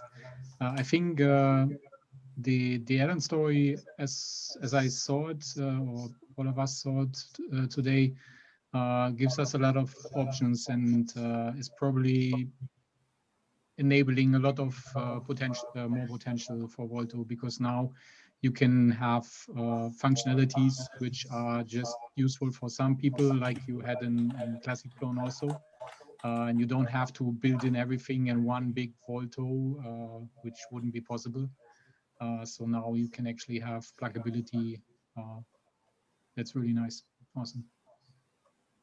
Yeah. Thank you. Yeah, I mean, there's this collective awesome Volto repo where we've collected some add-ons, but probably a lot more will appear, and we have to, I think we've decided and documented some keywords to be used on NPM so that we can identify the Volto add-ons, and I think they are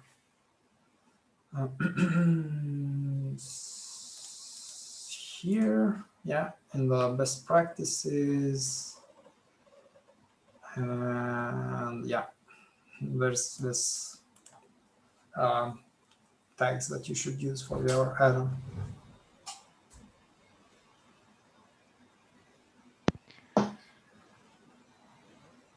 Okay, thank you. I see there's an announcement that we need to wrap up. Okay. Well, thank you for coming, and thank you for having the patience to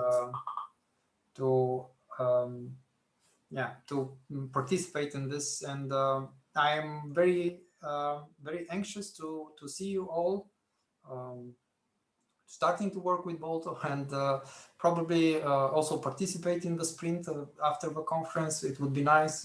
We will have. We will be able to get you started and put your hands in Volto and develop awesome things. Victor, you want to say some closing words? Thanks, Tiberiu, for such an amazing training, and yeah, thanks everybody for coming. Yeah. Thank you, everybody. See you. Ciao. Thank you. Thank you. Bye-bye. Thank you. Bye.